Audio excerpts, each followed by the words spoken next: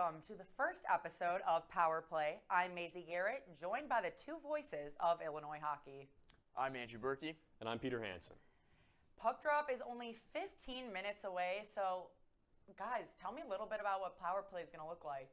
Well, last year we did a couple games, and we only had a couple episodes of Power Play. It was just me, our advisor Ken, and a couple of helping hands, such as our director Jackie.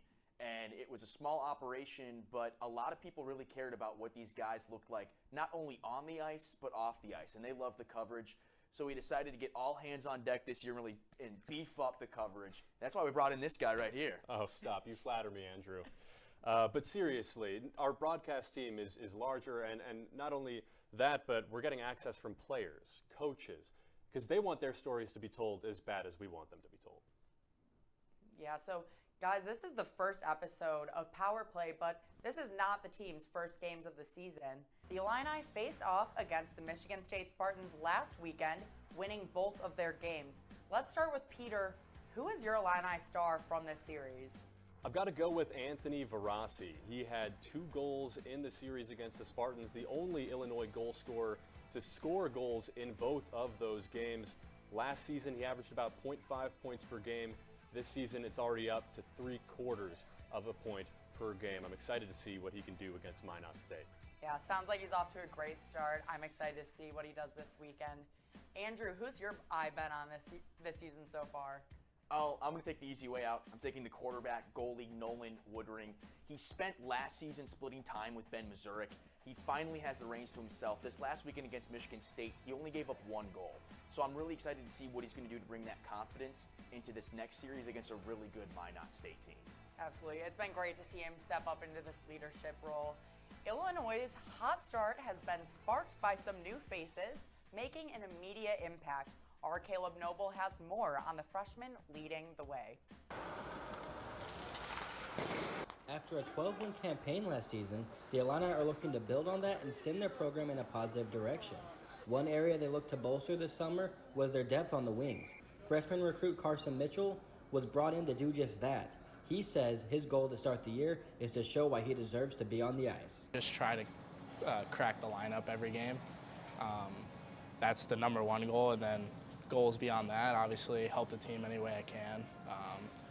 Offense is what I'm known for, but so hopefully doing that for the team, I think, sum up a pretty good year.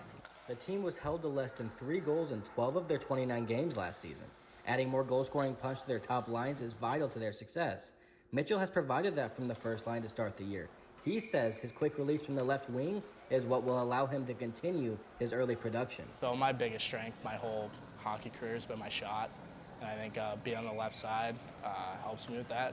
Has my stick towards the middle, quicker trigger, and hopefully score a couple goals that way. Mitchell didn't come to Illinois only for on-ice reasons. He's been away from his family at boarding school for the last few years. Now his parents can come to his home games again. He says this will help his play. It's definitely a boost of energy for sure. Every time the last couple of years they would come see me play, it's always, you want to play better for them, and them coming here all the time, I think it's really going to help boost my game as well. Yeah, Maisie, Mitchell has been a big part of the Illinois offense already with 2 goals and 2 assists, leading the team in points with 4. I think he's going to play a big role against Minot State. Yeah, so like you're saying, he's going to play a big role. What can we look to see from him tonight? Well, he's really fast, and he uses his shot from the left side really effectively. He's very quick with it. I expect him to get some pucks on net. You're looking at a team that's really fast and really big in Minot State, and you're going to need some athleticism to counter that, and I think Mitchell is going to be a big part of that. Great. I would love to see him step up. Thank you, Caleb. Don't go anywhere. After this break, Andrew and Peter sit down with Nolan Woodring and talk to him about his first year as the full-time starting goalie.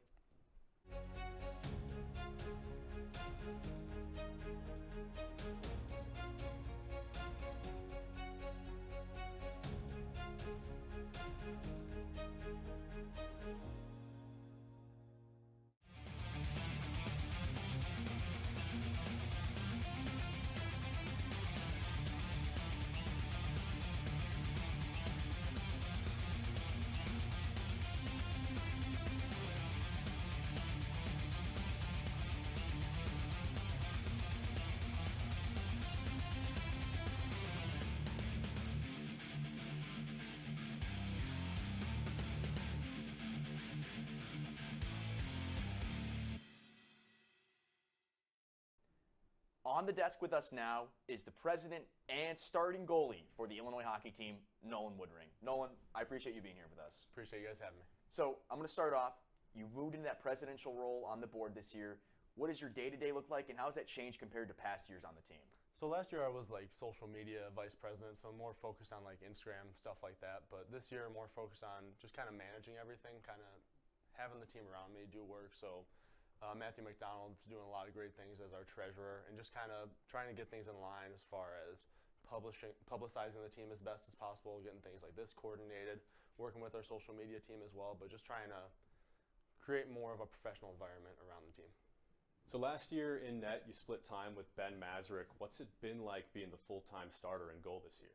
I love my time with Ben, but I also love being able to have the reins in net. So this year, being able to kind of just be able to take control of that is something I've really aspired to do my entire career. Always had aspirations to do it in the NHL, but happy to be doing it here. So excited to have the opportunity every day, and kind of getting into the mindset of playing every game, focusing on just doing the little things right, getting enough sleep, getting enough water, just little details here and there. Make sure I stay ready. And I think those little details have played a big part in your hot start this year. You only gave up 1 goal against Michigan State over the weekend. What does that do for your confidence going forward? It feels good, but don't really want to associate like my confidence with the outcome. More focused on the process of things. So focusing on doing the right things, like I said, in the gym, hydrating, taking care of myself away from the rink, and then on the ice, it's just go out there, have fun, trust what I've done during the week to be ready to play. So looking forward to Minot State this weekend, what's the goalie scouting report say about them?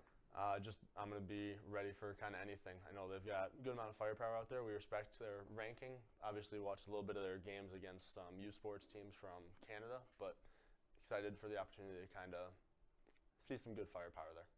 And I'm always interested because I do wonder, is there a professional goalie, past or present, that you kind of model your game after right now? Yeah, so model my game, like I kind of get inspiration seeing like guys like Bobrovsky right now, Hellebuck right now, but growing up it was always Lundqvist and Price. So watching those guys growing up, Price was unbelievable. Technically, Lundqvist was able to just kind of react and make the best save possible at the time. So those guys I just loved.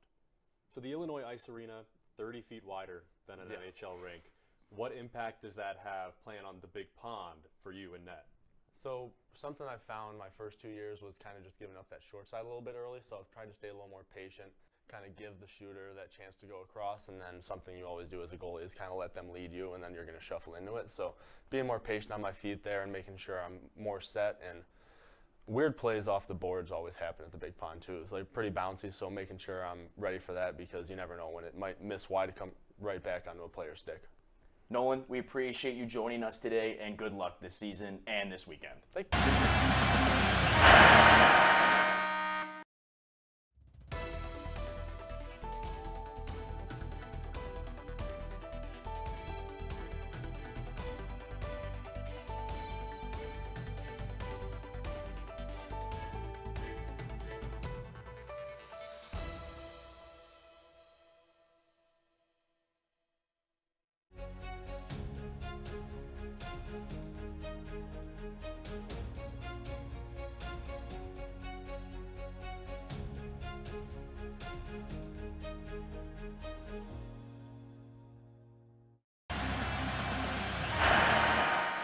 Illinois is going to have their hands full this weekend with the Minot State Beavers.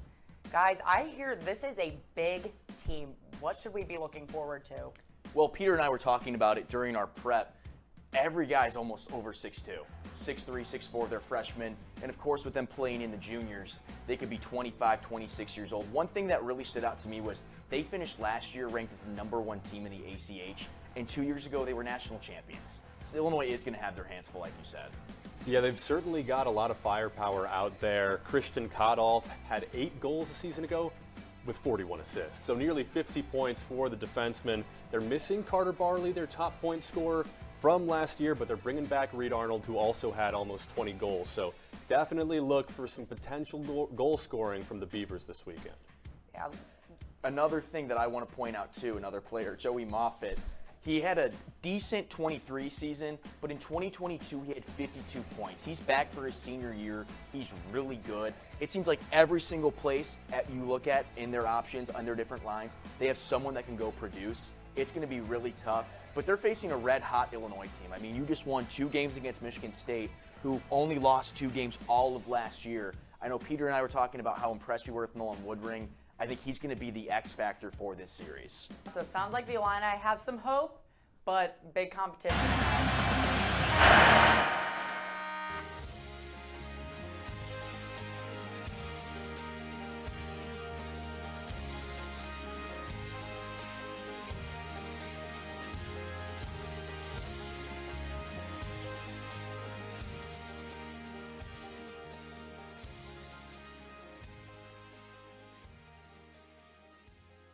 The University of Illinois is located in the Twin Cities of Urbana and Champaign, which together have a population of around 100,000 people. The term micro-urban does a good job of describing the kind of place this is. It's friendly, affordable, and easy to get around, but it's also a bustling, diverse place which has consistently been named the #1 Midwest food town. There's also a great music scene here in the community and on campus. Mike, the student you're going to hear from next over in the Illinois Street Dining Center, is really involved in the music scene. When Mike talks about Campus Town and the great community here, he's clearly talking about the people as well as the place. Mike, take it away.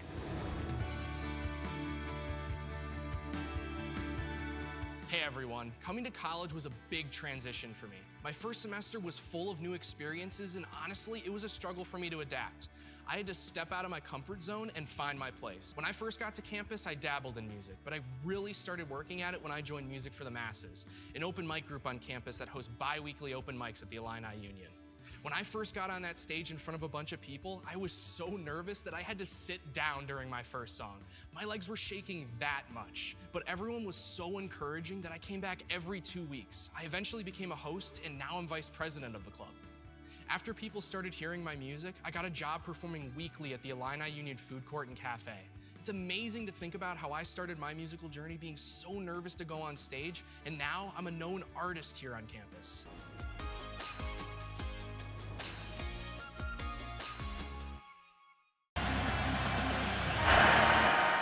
Puck drop is only a few moments away, so with that being said, let's send it out to Andrew and Peter at the University of Illinois Ice Arena.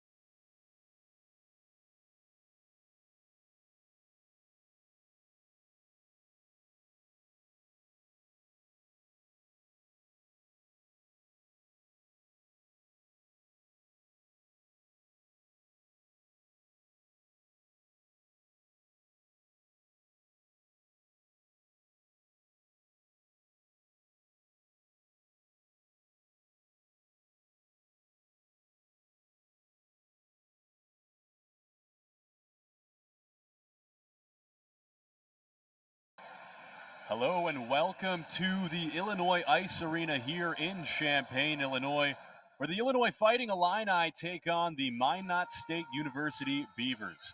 I am Peter Hansen alongside Andrew Berkey. Yesterday, Andrew, the Beavers took down the Illini 1-0 after a great defensive game. Couldn't be more excited to be alongside you on the call tonight as UI7 Newsroom presents Illinois hockey. What can Illinois do to get back in the win column tonight? It's going to be really tough. I mean, they played about defensively and Nolan Woodring, their goalie, the best game they could have played, and they still couldn't get it done. They have to get more shots on goal. They had so many missed opportunities. The key turning point at the end of that game yesterday, they had a 3-on-5 advantage where they couldn't get any good shots on goal. That's got to change, and there's a new goalie in for Minot State that we're about to find out as we look at these starting lineups. You mentioned the shot on goal battle yesterday. Illinois had 17 shots on goal to Minot State's 38. You talk about an outstanding goalkeeping performance by Nolan Woodring in net for Illinois. Had 37 saves on the night. What can Minot State do offensively to get past him tonight? I think they did everything they could ask for. They're so aggressive trying to get into their offensive zone, but when they get into their sets trying to set up good open shots, they're concise. They know what they're trying to do. I think if they keep that way, they're going to get goals in past Nolan. At the end of the game yesterday, Illinois looked gassed. Minot State still had a little bit left in the tank. I think that is going to play a factor today. If Woodring can stand up and be the same guy he was yesterday, it's not going to matter. I just think that's really hard to ask your goalie to do that 2 nights in a row. Yesterday, the pace of play picked up midway through the game. Hopefully, that pace continues today at the start of the game. Should be a good one tonight, folks. You will not want to miss this. We're going to step away as they read the starting lineups and get the anthem going. We'll be back. Stay tuned for UI7 Newsroom presents Illinois Hockey.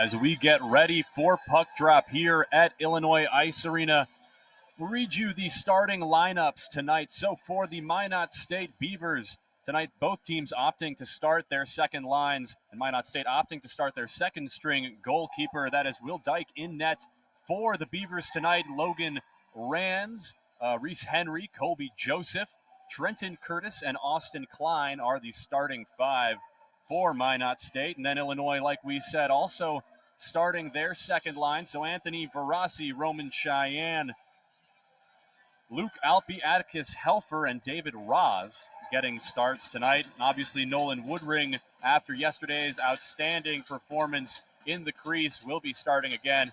he's the full-time starter this year, Andrew. Yeah, he talked about in our pregame show about he's really enjoyed taking this moment to be that top guy. He's shown it these last couple of games, let one goal slip in as we get underway now here. I'm excited to see how he's going to respond after a tough loss last night. Beavers circle back to start the game. Trying to get something going in their defensive zone. They enter the blind spot out into center ice. Skirmish up against the boards. And now a fight for the puck behind Minot State's net. Cheyenne with the puck now. Trying to find David Ross. Here's Alpe. He goes a wrister. No good. Cheyenne almost with the rebound. Corrals it. Nobody home in the middle. And shot saved. That shot off the stick of Anthony Verassi. So far, Illinois is being much more aggressive than they were yesterday. I think Coach Opilka has really focused on that. They weren't the aggressors at all. Minot State had a majority of the possession in that first period and at the end of the game, the most two important parts of a hockey game. I think Illinois is trying to flip that script right now. Illinois gets a fresh set of skaters out there on the ice. This is their one line, Andrew. Matviv, Mitchell, and Ettingen in now with Dorian and Alex Leskaj, who had an outstanding game yesterday. Yeah, those two defensemen really battling. Joe Dorian, especially being kind of the tough bruiser for these Illini. I think he's going to play that role again. Bad blood doesn't disappear after one night of sleep in a hotel room. So these guys are going to come battling back at it again. Yesterday, Joe Dorian got into a couple rounds of fisticuffs with some Minot State players. We'll see if those continue tonight, as Andrew mentions. Big hit late on the corner. That hit from Alex Leskaj. The Beavers take a shot, and Nolan Woodring with an easy glove save. And already you're seeing the speed of the Beavers. Time and time again, Jakubowski trying to lead that offensive charge down into center, from center ice into their offensive zone. That is going to be what Illinois has to battle with today. Yesterday, the lone goal for Minot State, and in the game, scored by Christian Kadolf. And Andrew, on that play, he really showcased his speed. Wonder if we'll see more of that tonight from Minot State. This is only game 2 for him, while this is Illinois' 6th game of the season. We talked about last night how fatigue could play a factor. Nothing showed until that third period, but you could see some after effects today. Nice setup there. Nobody home. That puck intended for Brett Tatirin. Good effort from Alexander Matviv, the Moscow, Russia native for Illinois. And Illinois opts to get a fresh set of legs out there on the ice as Beavers circle back and try and get something going in their defensive zone again. This is Tatirin with the puck. Drops it back, and now laying a couple pucks off the boards is Minot State. A nice move made by Josh Peterson. Puck out in front of the net. That shot wide left, and another big hit laid on by an Illinois defenseman. And this is what Illinois wants to avoid. They don't want to spend the majority of the game trying to play defense. They need to turn that defense into offense, something they haven't been able to do outside of that first minute of play. You mentioned yesterday's 5v3 opportunity for Illinois. Is aggression maybe something you want a little bit more out of for the Illini tonight? I don't even think aggression. I just want them taking shots. I think a lot of the time yesterday they were trying to take the perfect shot. You just want to put as many shots on goal as possible. That's what the Beavers are really good at. Dorian finds David Ettingen, and he snipes one in the top right part of the net. The Illini lead 1-0. And that's what you need if you're the Illini. An early goal here. You got a young, inexperienced goalie at this college ACHA level in Will Dyke. And David Ettingen puts on an absolute clinic with that shot right there. And talk about pinpoint accuracy. David Ettingen gets scoring started here early in Champaign, and the fans are loving it.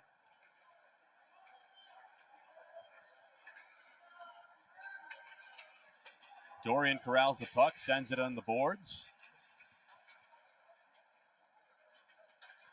Misplayed by Matt Egan, and now Matthew McDonald racing up the ice. Good move, but a big hit laid on him. That hit from Logan Rands. Logan Rands, a name we said a lot yesterday, Andrew.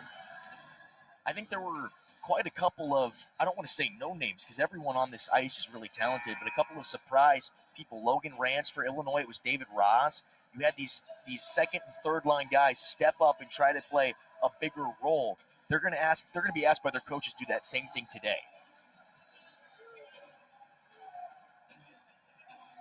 Second offensive unit out there for Illinois. First defensive line in Alpe and Helfer. Puck drop. Face-off won by Minot State. Puck corralled by Austin Klein. Klein's a name we said a lot yesterday. He's going to show his speed all the time. You know, it's funny. Yesterday, Andrew, you mentioned the players with numbers above 60 playing really well for Minot State. I think there's a lot of truth in that as Matt Egan sends a shot way out of play. We talk about Trenton Curtis, Austin Klein, Braden Paluk, Matthew Yakubowski. I mean, all incredible skaters and shooters for the Minot State Beavers. And you can't forget Walker Jerome, someone else who played a really key role yesterday with those higher numbers. I don't know if it's a superstitious thing for Minot State, but if you have one of those higher numbers, you are definitely a player. Face-off won by Illinois. Puck sent off the boards, intended for Roman Cheyenne. Intercepted by Minot State. You see Kobe Joseph calling for the puck. Here's a wrist shot. Nice save by Nolan Woodring. Shot off the stick of Matthew Yakubowski, one of the star players for the Beavers. And Joseph and Helfer already talking to each other. Joseph got a little too close to his goal. You see Helfer kind of just laughing as he's coming off the ice. The ref's going to warn Joseph they don't want any more of that. Well, and yesterday it was Kobe Joseph and Joe Dorian going at it all night long. Those were the two who kept getting a little chippy with one another. Yesterday, actually, after the first period, Andrew, we had a stoppage of play because they were fighting along the boards and they had to prevent Illinois from going off the ice at the same time as Minot State. Yeah, it's kind of like the Michigan Big House where you only have one hallway to get to the locker rooms. That's how it is here at Illinois. And that's going to be something they're going to have to worry about probably again today as the refs are going in. Folks, that is our first football reference of the night. And probably more to come, too. Speaking of football, not the only Illinois game happening right now. Of both games Illinois fans care about. The other game in Happy Valley, Pennsylvania right now as Illinois takes on Penn State. Minot State trying to get something going in center ice. Dorian up along the boards defending. Reese Henry with the puck in the corner. In the blind spot, and the puck makes its way to Alexander Medvedev. Finds Greg Ettingen, who's unable to corral it, sticks with it, and it makes its way behind the net of Minot State.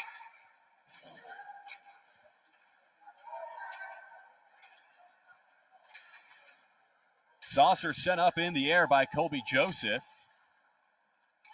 Kept in by the skate of Trenton Curtis. Another wrist shot. Yesterday we saw a lot of wrist shots and attempted tip-ins from the Minot State Beavers. No, not so many slap shots, Andrew. Yeah, I said earlier in the broadcast, they like to take their time and get their plays set up, something they're really good at. They're always looking to take that outside pass, get it towards the goalie with bodies in front. And Woodring's done a good job trying to get rid of those defenders out in front of him. And you can see the tip attempts by two Minot State attackers, and both missing with their sticks. So an easy glove save for Nolan Woodring. There will be another puck drop in Illinois' defensive zone.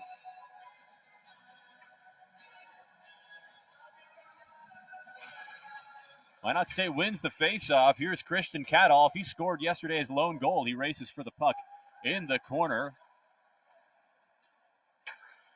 Finds Logan Rands. Braden Paluk with the shot, tipped off the skate of Nick Scavone.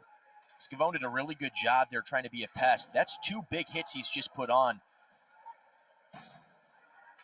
Nick Scavone corrals it and sends the pass down the ice intended for Thatcher Beauchamp. That'll be an easy icing call for the officials. Yeah, Scavone's someone that hasn't had a ton of ice time, but he's kind of made up for it. When he gets on the ice, he has one goal against Michigan State a couple weeks ago. Didn't get a lot of playing time yesterday, but they're using him early in this game. I think they're trying to change things up from last night. So far, it's worked for the Illini. Aiden Taylor taking the face-off for the Fighting Illini.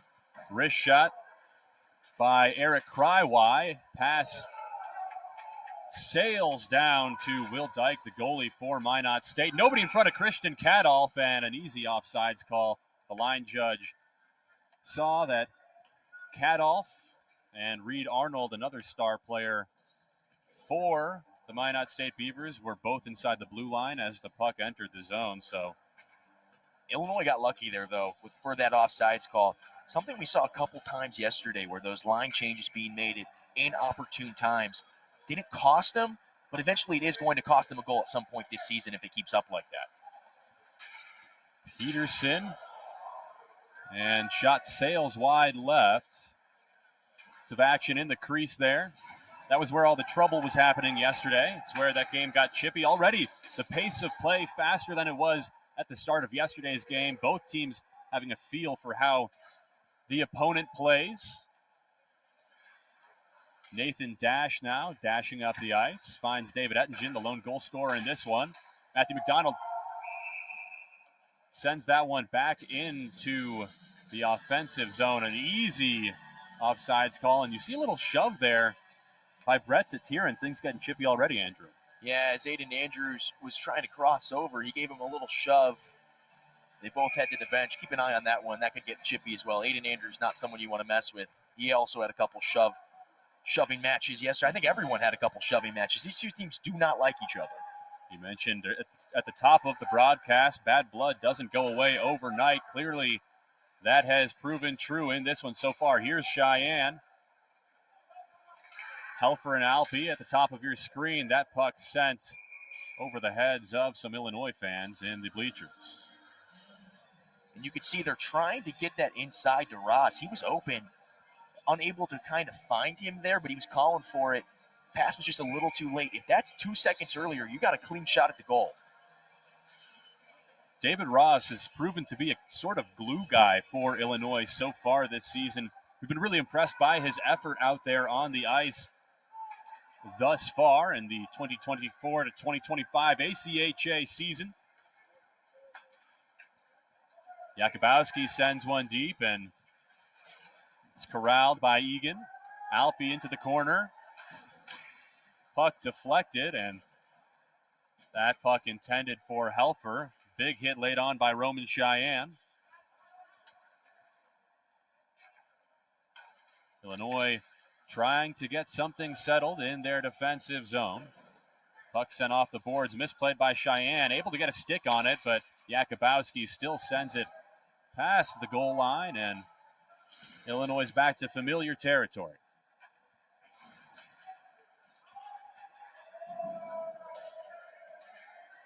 Carson Mitchell in now for Illinois. We saw our sideline reporter Caleb Noble's interview with him in our pregame show. We'll hear from Caleb in just a few minutes as there will be puck drop in Illinois' offensive zone.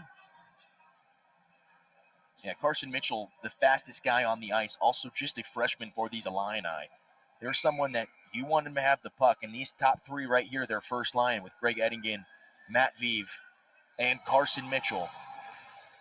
Paired with Joe Dorian and Leskaj back there. Sometimes Nathan Dash will slide in next to Dorian too. Those are your top five guys that Illinois is going to want on the ice at important times. Leskaj defending. Minot State trying to get something going. Good look on net.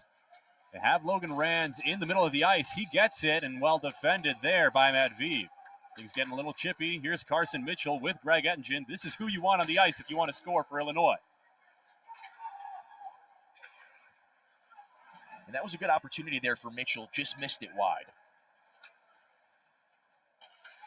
Minot State with a look, and Colby Joseph's shot rejected there. Nice stick by Greg Ettingen.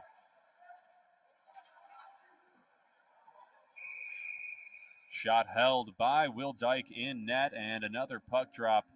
Already, the shots on goal match much more competitive thus far.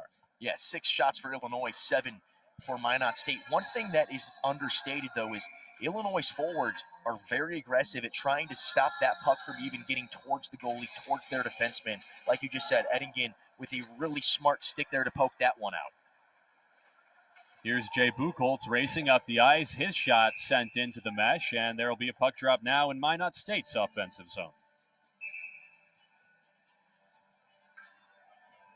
I'd like to point out we have 4 different officials today than we did last night. At first, they were letting them play a couple tripping calls that could have been called on Illinois. They let go. But as the game got chippier, they began to call them.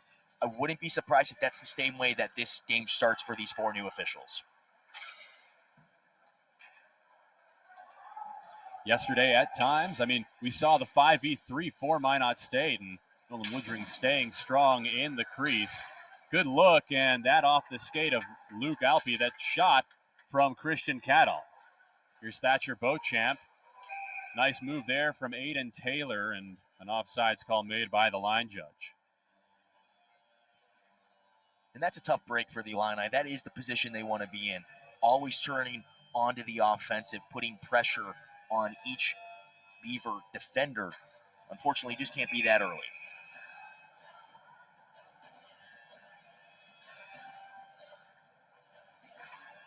Face-off won by the Beavers. Puck intended for Reed Arnold. Just under 11 minutes left here in the first period. Illinois leads 1-0. If you're just joining us, I'm Peter Hansen alongside Andrew Berkey. We're going to hear from Caleb Noble in just a second, as there's going to be a face-off in Illinois' defensive zone. You know, we were talking about how excited we were for this. Yesterday was kind of a chess match, an aggressive chess match. Right now, it's just been speed, speed, speed. A very different tone and pace to this game. I'm excited to see how it plays out for these final 10 minutes. I think Minot State wants to get on the board. And yesterday, you saw some of their players basically trying to play hero hockey, taking things into their own hands. That's exactly how they got on the board. Christian Cadolf, an unassisted goal yesterday, as he just raced up the ice, had a fast break opportunity. That puck misplayed off the stick of Matthew McDonald, and now Minot State with numbers. Nice poke check there for McDonald. Big hit laid on by Alpe. Stoppage of play, and we're going to send it down to Caleb Noble, the third man in our broadcast crew. Caleb, what do you got for us? Tonight with the Ross, Verassi, and Cheyenne line, they've been starting with that Mitchell, Edingen, Matt Vive line lately. Yesterday was a really aggressive, energetic game, and those 3 really showed up, and I think they rewarded for it, and I think that line really rewarded the coach for it. They had a really good first shift to the game, and they've really continued that energy. You know, Caleb, Andrew has been mentioning how yesterday was like a chess match. This one more of a foot race. How do you feel about that? Yeah, I agree. The ice is a little bit more open. You know, this obviously is a really big sheet of ice out here, and they're using it more often. They're getting through the neutral zone easier than they did yesterday. And we might see some more goals put up today, so that's exciting. Thanks a bunch, Caleb. He's right, the big pond. People are swimming through it. I'm going to count that as another sports reference. I like it. You know, I said foot race in there too, so make that 3. We'll show some love to the Olympic sports as well. Yeah. In case you missed yesterday's broadcast, we mentioned how this ice rink right in front of us is 30 feet wider than an NHL rink, 15 feet wider than an Olympic rink. So players here at Illinois call it the Big Pond. We mistakenly called it the Big Barn. But it's the Big Pond in the Big Barn. Right. They kind of barn. Yeah. They go hand in hand with each other. You see Woodring catching up the official. It's always a good sign when your goalie can make an official laugh.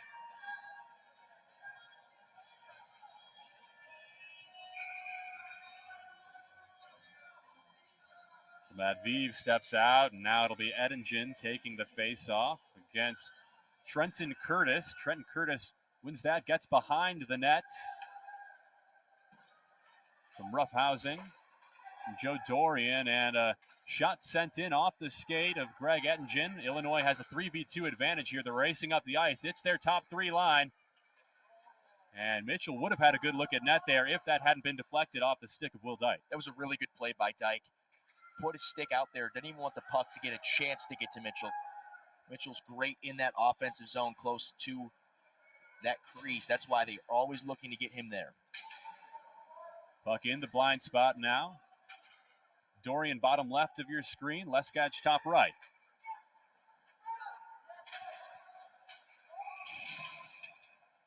And another offsides call made there by the officials. So far, Andrew, you mentioned yesterday a chess match. This one, not so much, and has resulted in a bit sloppier of play. Lots of offsides calls so far.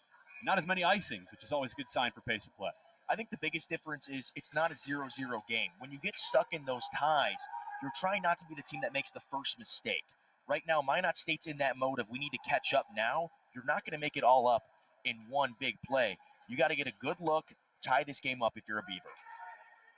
Atticus Helfer now trying to send it off the boards into the neutral zone. The puck goes. Almost an offsides call, but no sign from the line judge.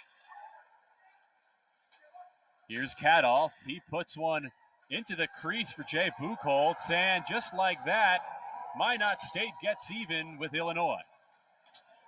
Yeah, that was a good look. Nolan Woodring got stuck in an awkward position trying to stop it.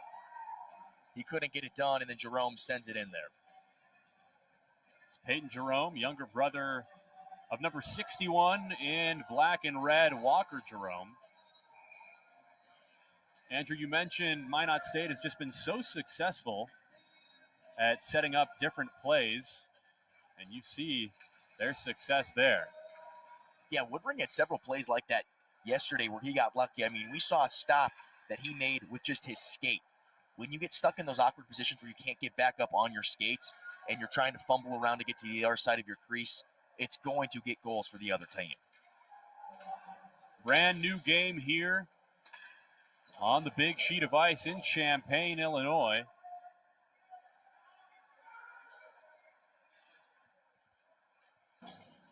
Sent off the glass by Minot State, kept in the zone by Joe Dorian. Pardon me, that is Aiden Andrews, number 21. Here's Dorian defending. Puck sent to the middle of the ice, nobody home, and Andrews with a big hit on the Beaver up against the glass. Again, nobody home. Here's Roman Cheyenne trying to get things started. Big hit on Nathan Dash. David Ettingen now. Here's Peterson racing to the puck. Sends it back. Intended for Paluk and back into the neutral zone.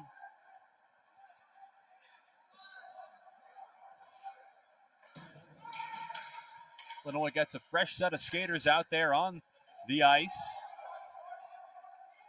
Verasi racing for the puck in the corner. Yesterday, Caleb smartly pointed out how loose pucks in the corners played a big part in yesterday's game here in Champaign. Game that resulted in a 1-0 win for the Minot State Beavers. Cheyenne sauces one towards the net. Sails wide left, picked up by Verasi and into the blind spot.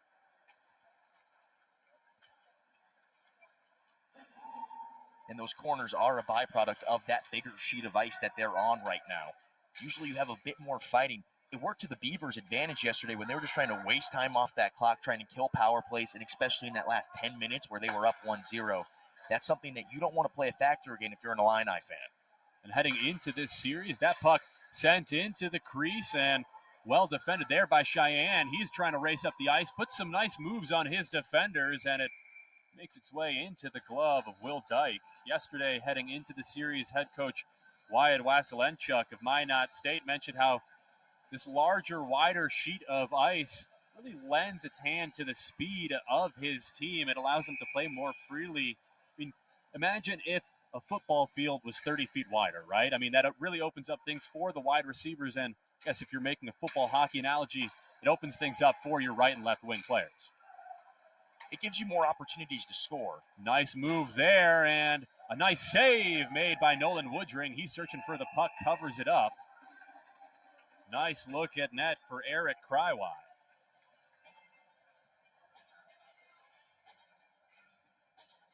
And it looks like Woodring's trying to shake something off.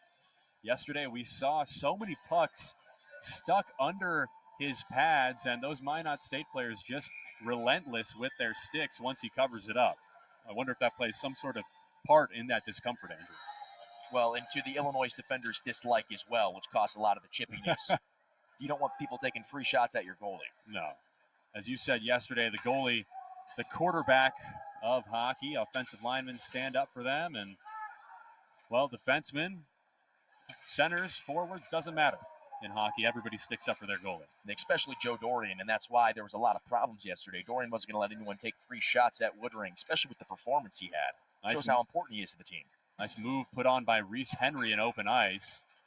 Effort made by Ben Johnson to keep it in the blue line, and now Illinois has a 3v3 opportunity. Finds Greg Ettingen. Here's a wrister, and the rebound, nobody home. That one shot off the mask of Will Dyke.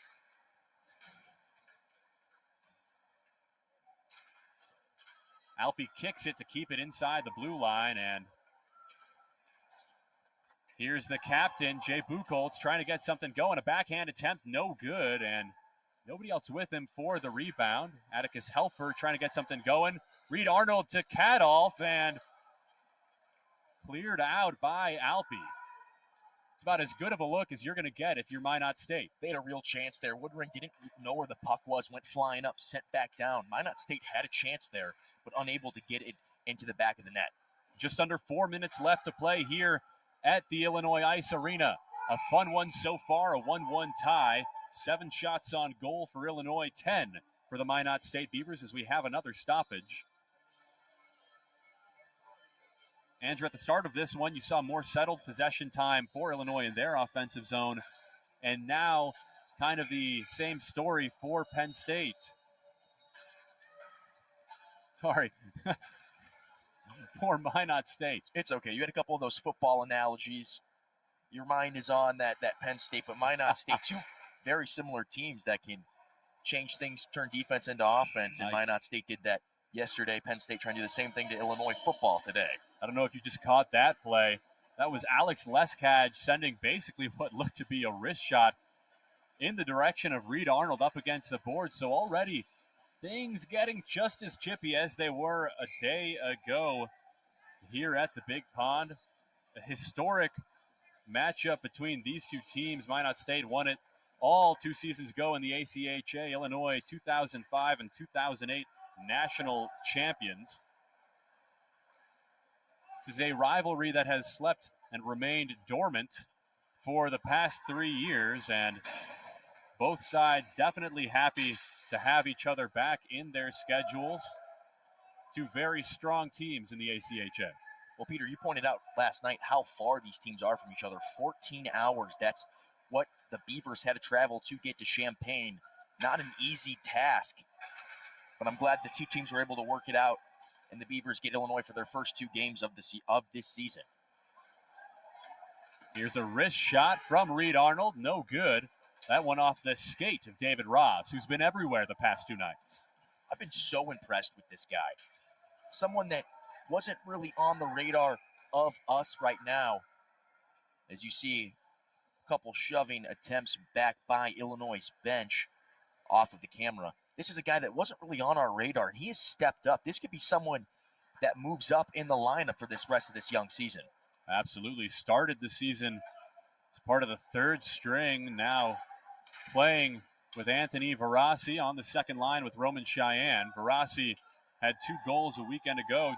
Less than 2 minutes left to play here at Illinois Ice Arena. Andrew, you mentioned a shot up against the boards that was off camera a moment ago. That was Joe Dorian and Kobe Joseph. Yesterday's heavyweight matchup continuing here tonight.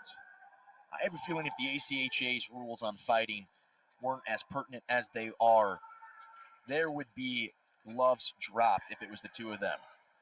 That puck intercepted by Helfer. Barassi stays on the ice. He opts to send it behind the net. It'll be gloved and then smartly covered by Will Dyke. Illinois and Minot State both get some fresh skates out there on the pond.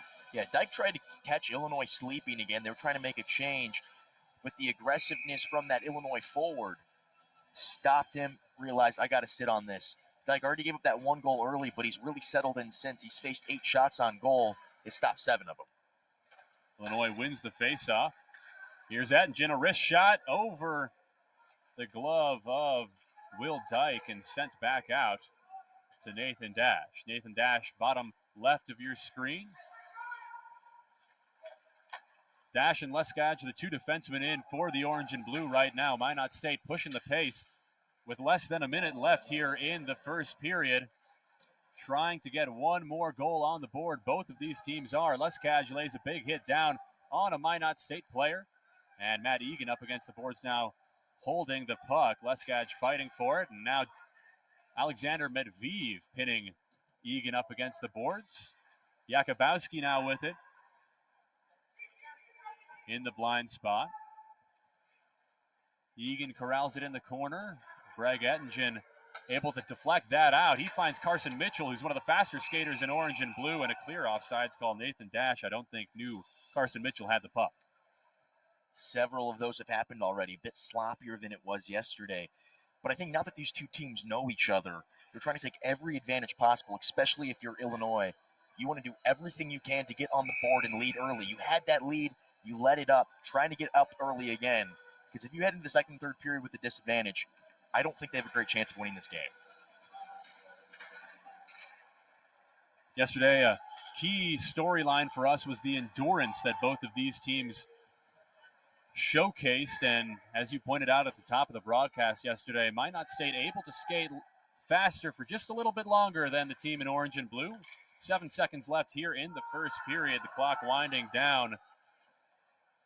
And so at the end of this first period, the score is an even 1-1. An electric match so far here at the Big Pond in Champaign, Illinois. I've loved it so far. I mean, this is everything that we wanted. 1-1, we finally got some goals. Yesterday we were asking for them. And today already, you can tell the officials were making sure they're separated. So you see Minot State skating off the sheet right now before Illinois. Yesterday they had to delay Illinois' departure off the ice because of the fisticuffs between Dorian and Joseph, and now Illinois begins to skate off the ice. And in just a second, we're going to talk to Caleb Noble, who has David Ettingen down there. I'm excited to see what he has to say, especially minutes after you just hit a goal. Now we're going to send it down to Caleb, who's got David Ettingen. All right, David. So you guys, it was tough. Offense was tough to come by yesterday. Looks like the ice has opened up a little bit. What are you seeing out there from your offensive perspective? Yeah, we just got to keep getting pucks in, putting pressure on their D, take every chance we can at the net. Goalie's a little shaky. He hasn't played in a couple weeks, so just got to eat away at him. I know it was a tough loss for you guys yesterday, but you put up a really good fight. What did it feel like to see that goal go in for you? Yeah, it was great. We were battling all night, couldn't get one in yesterday, so get one in on the first shift, first rotation was really good. It's been a very aggressive series so far. A lot of hits, a lot of contact, and very few passing lanes, it seems like. How do you guys feel like you're doing matching that intensity? Yeah, I think we're doing a much better job. Yesterday was a little tough. We didn't know what to expect, but we played right with them for really the entire 60 minutes. So today we knew what to do coming in. I think we're doing a good job of it. Just got to keep going. All right, appreciate it. Good luck. Back to you guys. Caleb with the hard-hitting questions, as always, so to speak. Andrew, you got to love the trash talking of the opposing goalie, calling him shaky. Yeah, these two teams do not like each other. I think I've said it at least 5 times already in the first period.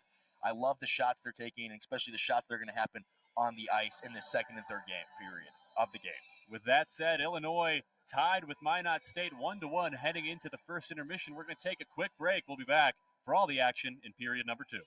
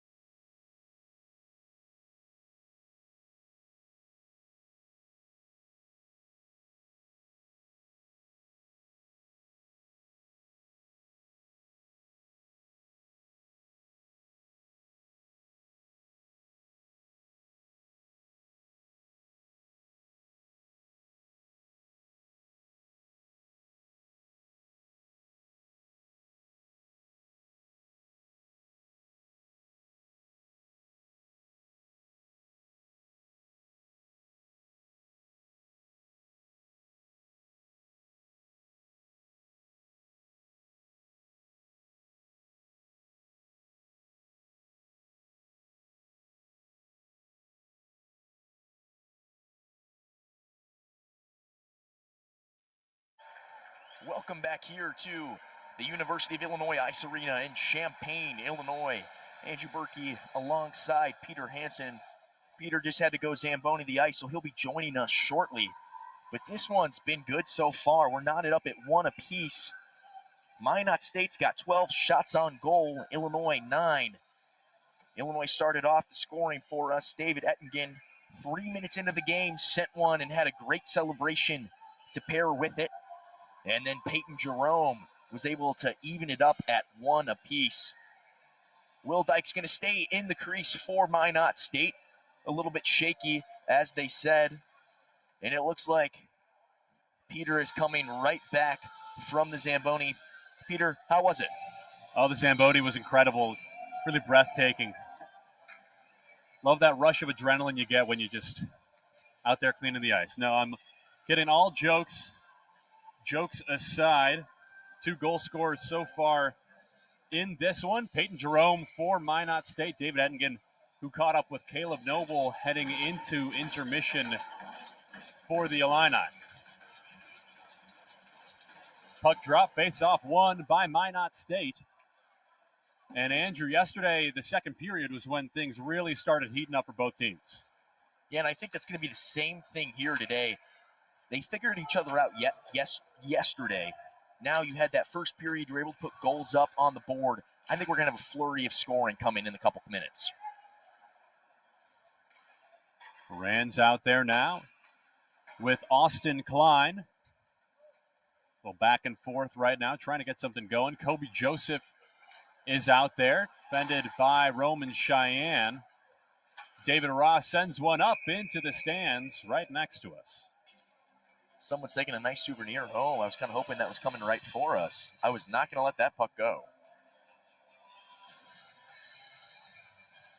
Andrew, have we made a baseball reference yet in this broadcast? I don't think so. It's kind of akin to catching a foul ball. No? Almost. Yeah. And check that off the list now.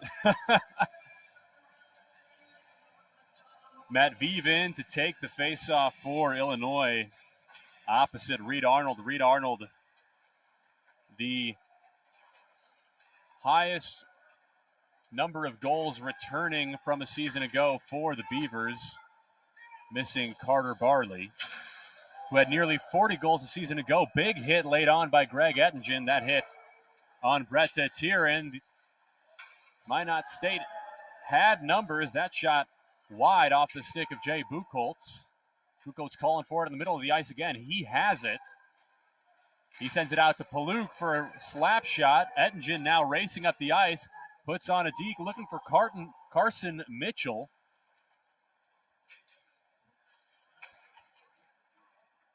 Reed Arnold now racing downhill. Matt Vive finds Mitchell. He's got a 1v1, sends a wrist shot right into the net, into the glove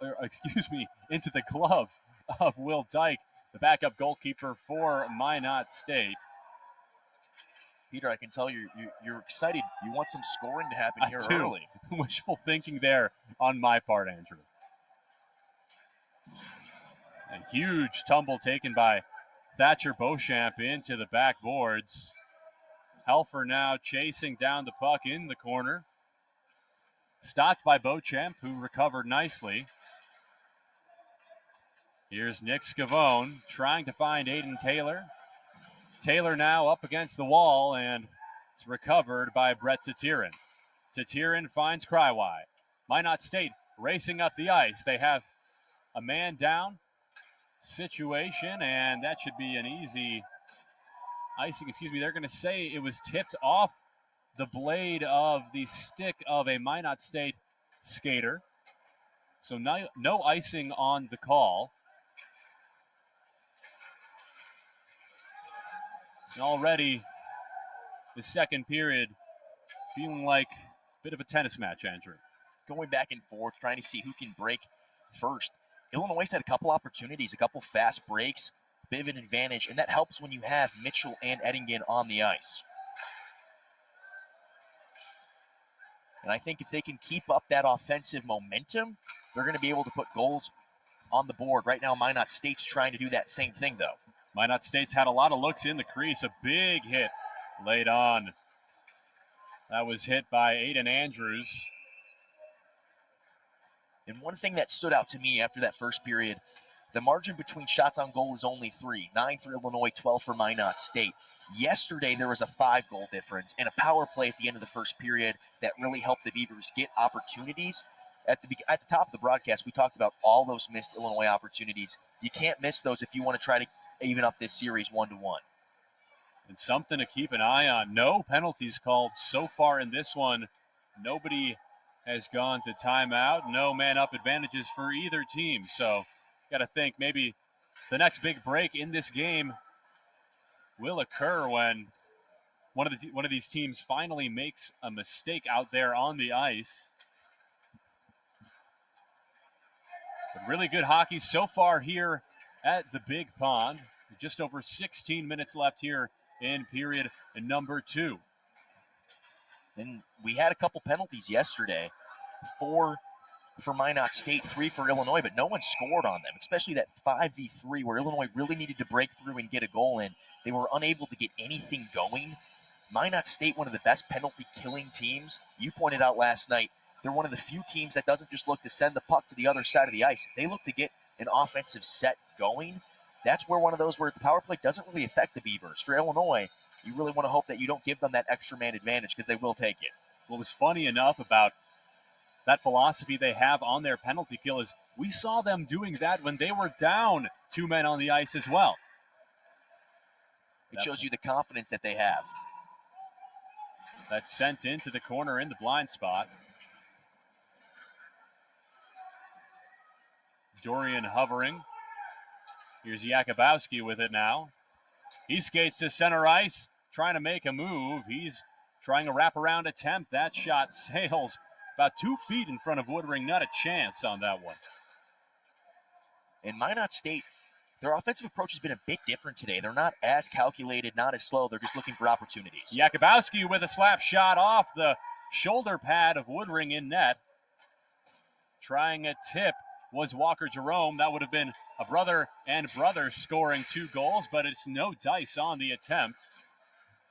Here's David Ross now, able to scoop that one up. It is hit into the shoulder pad of Roman Cheyenne. Cheyenne racing for it now, and Minot State's going to have to circle back in their defensive zone. The Illini forwards relentless on the attack.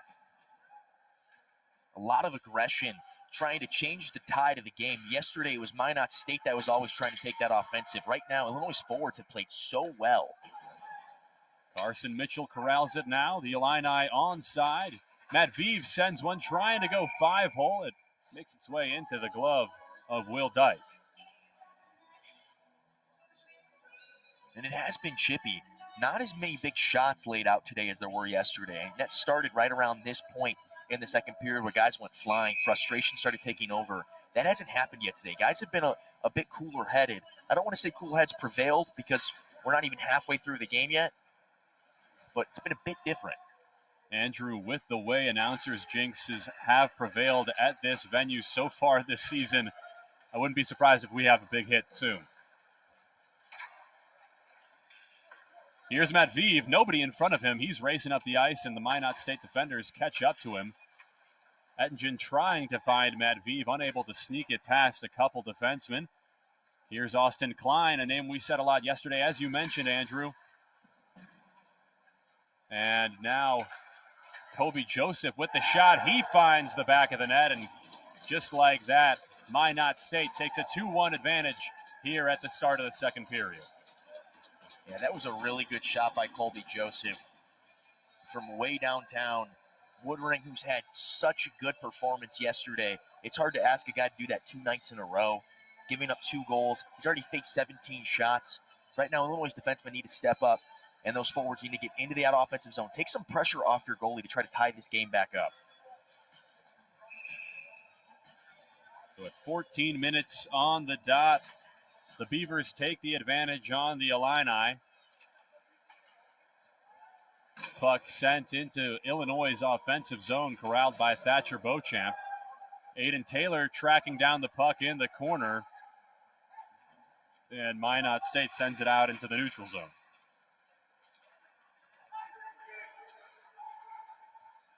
Dash racing down the puck. Reed Arnold looking for Logan Rands. Rands not there.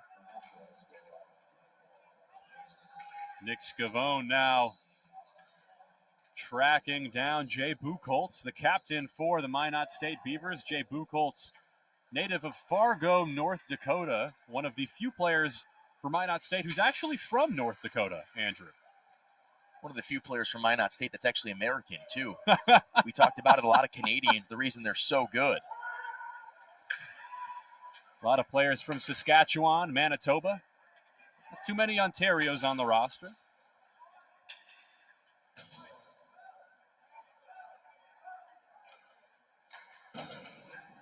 Illinois, to nobody's surprise, mainly composed of Illinois natives.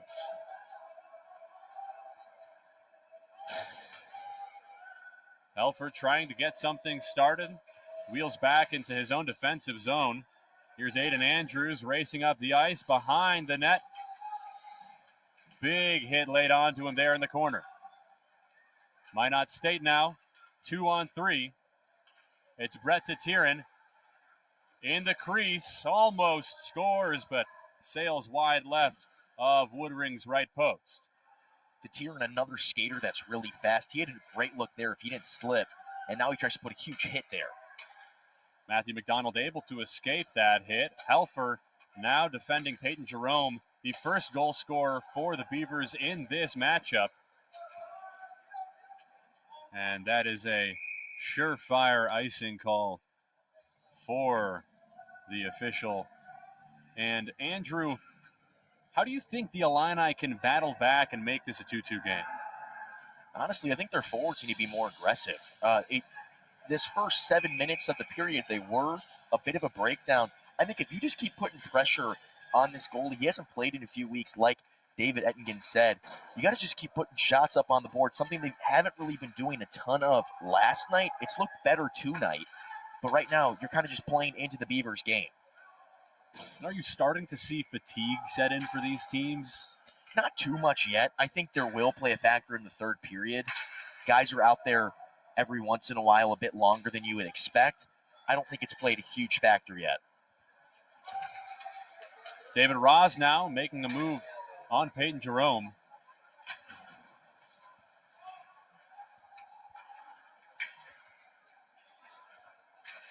Woodring now sends it out to center ice.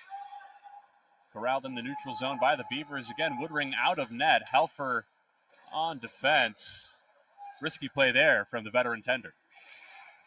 Yeah, Woodring's got to try to stay out of those situations. That first goal was scored because he was out of position. You want to try to keep that out of the Beavers' advantage at all, and he does that right there, able to cover it up. We're going to go send it down to Caleb Noble and see what he's got for us. Yeah, guys, I was really impressed in the first period with their offensive zone time. Illinois just has not been able to get the puck into their zone and maintain possession. Minot State's made some adjustments in the intermission, it looks like, and Illinois is going to have to adjust right back because they're having a lot of trouble just getting any looks in the offensive zone. And Caleb, how do you think the Illini can start to kind of settle down in their own offensive zone and get it away from their goalie, who has once again been getting a lot of shots on goal? I think they're just going to have to make some cleaner passes. There's been a couple down here that they've tried to be a little bit too fine, too fancy, waiting for the perfect play. They're just going to have to make cleaner passes, get some looks at the net. Great stuff as always, Caleb.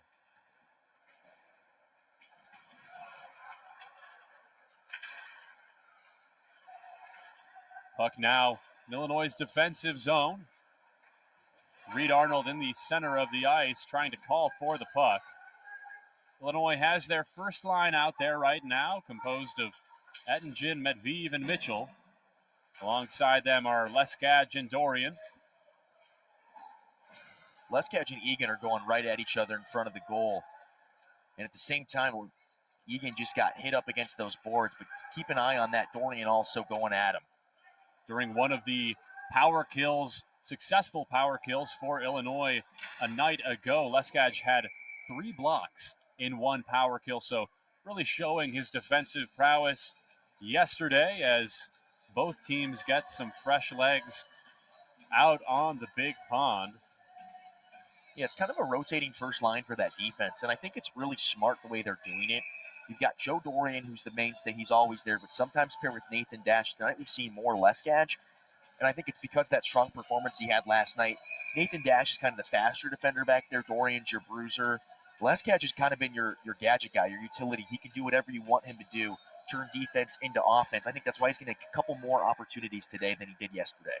And Andrew, so far in this weekend series, you can't talk about this series without talking about the efforts of Luke Alpe and Atticus Helfer as well, who played such a crucial role in limiting the Beavers' 2-1 goal yesterday as Minot State trying to get their third goal of the day now misplayed.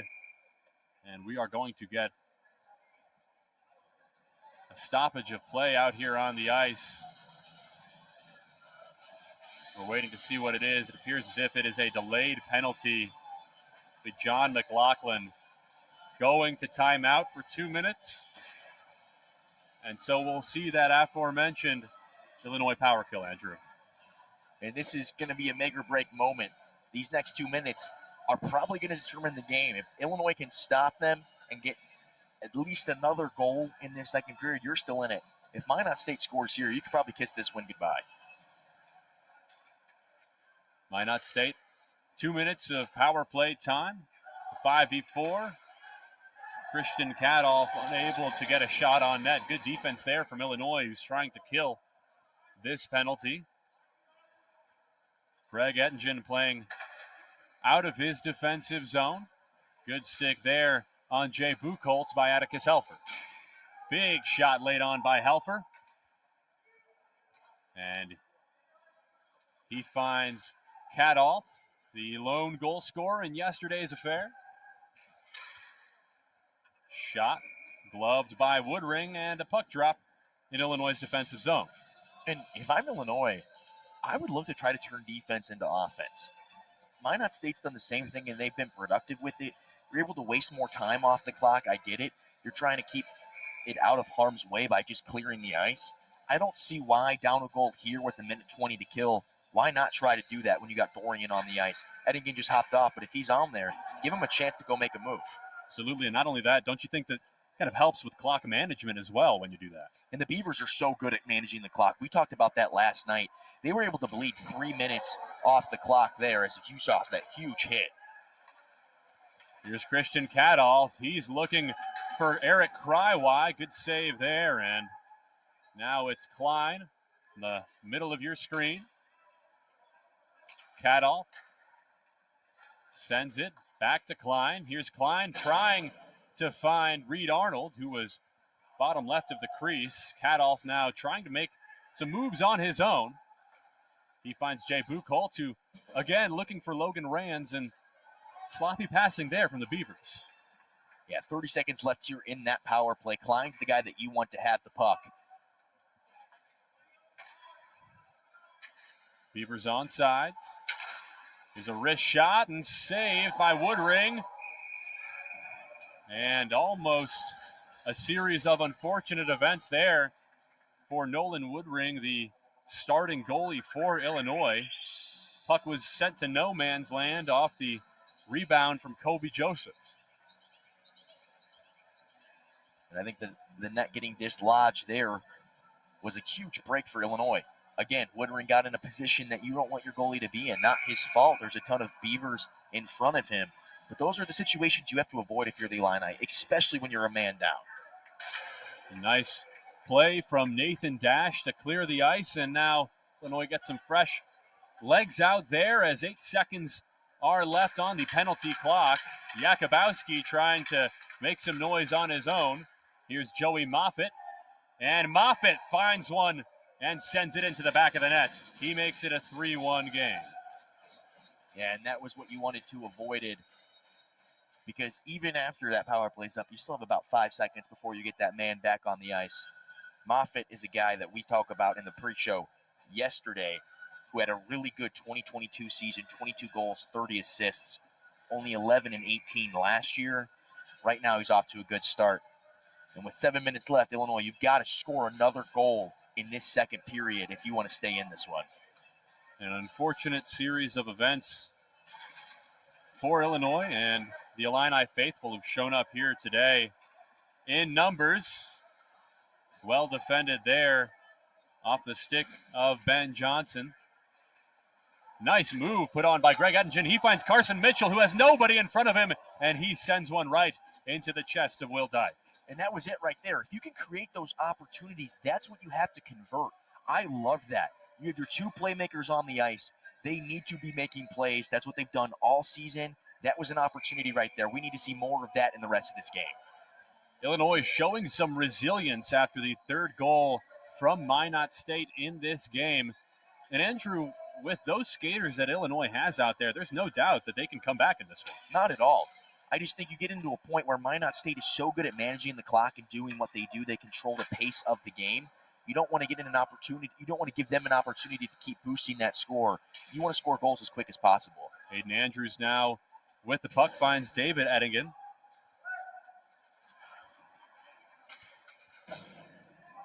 Atticus Helfer tracking down the Minot State defender in the corner.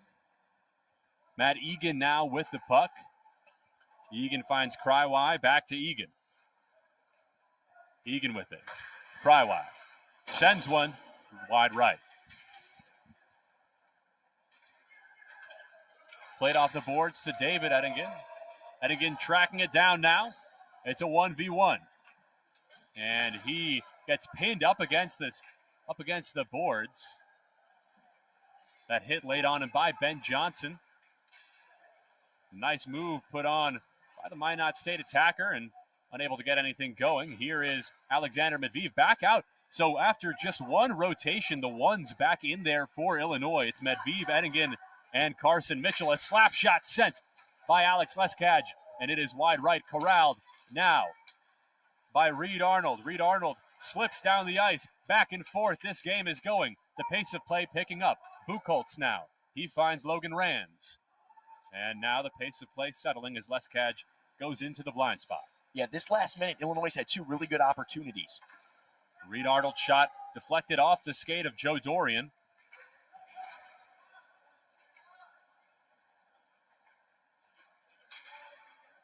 Dorian deflects it off his skate. Back to the crease as Woodring smartly covers that shot for a faceoff. And now Dorian getting into it again with Christian Kadolf. They were going at it in the blue paint, and you see the officials having to break up. Dorian smiling as he sticks up for his goaltender. And Andrew, we mentioned the pace of play picking up. Already emotions picking up as well here in Champaign. Yeah, I mean, Minot State, they've put a lot of shots on goal. 22. Woodring's taking the beating. The defensemen are doing everything they can to stop him, and with that, frustration comes. Joe Dorian's always going to stand up for his guy, though.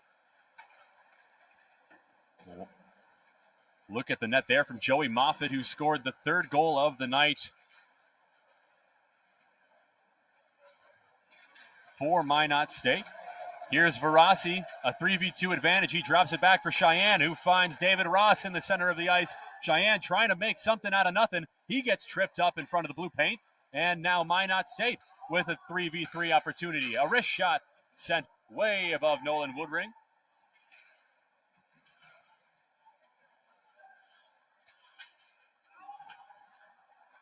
And Andrew, both teams struggling to find their identity these past couple minutes. Illinois had some really good looks. I think some of the best looks they've had outside of the Ettingen goal earlier in the game. But right now, it kind of feels like we're playing at a frantic pace. These teams are looking for answers that aren't really coming to a head. Part of that is game hasn't had a stoppage yet. They're trying to get fresh legs on the ice. They can't settle down. I think next stoppage time is going to be the real test for both of these guys. Minot State now trying to make something happen, and a nice save made off the shot from Trenton Curtis. Curtis and Jakubowski have been a nice 1-2 punch in transition tonight for the Beavers. And this is kind of the situation Illinois didn't want to be in. Right now, Minot State, 24 shots on goal. Illinois only 14. So they've had two good looks there for the Illini. The problem is Minot State's putting up more quality than quantity. The question's going to come down to down 2 goals. What does your squad want?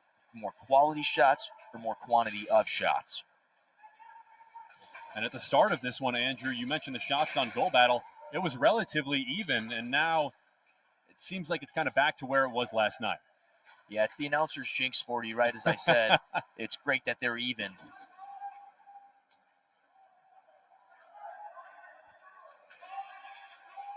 So now Dorian in with Dash.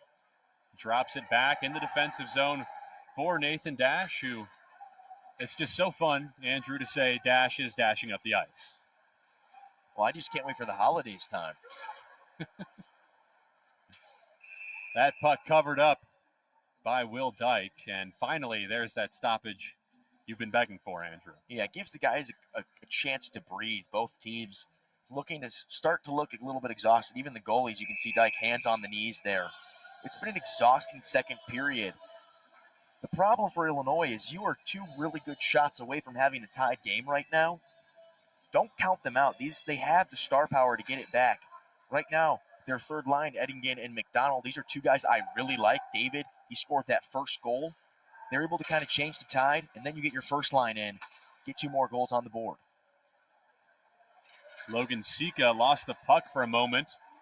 Back to Walker Jerome. Jerome putting the moves on Atticus Helfer, and Helfer, who's been absolutely incredible on defense, rejecting any moves that Jerome made. That puck gloved and held by Will Dyke. And these are kind of your make it or break it moments. Those middle 6 minutes, the final 3 of the period and the first 3 of the next, to set the tone, to end that period and kind of get you into the third period. Right now, in this position you're in that Illinois offensive zone, you've got Dorian, you've got Matt Vive, you've got the guys out there that you want, Mitchell and Greg. Put a goal on the board now. Face-off win goes a long way here for Illinois. The puck corralled by Minot State and sent into Illinois' defensive zone. Jerome tracking down Helfer. Mitchell now with the puck. Mitchell loses it. Tries to find Medvedev. Here's Medvedev right in front of the net, looking for Greg Eddingen. Puck back to Medvedev. Here's Eddingen. Finds Medvedev. Oh, what a pass. And tripped up there. Well defended by Austin Klein. That's one of the best looks we've seen for Illinois all night. Well, Eddingen with a beautiful pass to set him up. They just couldn't quite convert that opportunity, but Illinois is begging right now for a goal. They're looking really good. Medvedev finds Eddingen. Here's Medvedev. Carson Mitchell in front of the net. He can make some noise. He sends a wrist shot wide left. And Andrew, you like the aggression that Illinois' offense is currently playing. I love it. When they're in control of the game, they can keep up. They can put points, they can put goals on that board, and that's what they're trying to do. Minot State has just been a little bit better than them so far. Under 1:30 left here in this second period. First line still out there. You see Illinois subs getting ready. First line in dire need of a rest. They've been out there for almost 3 minutes at an abnormal length of time for some forwards.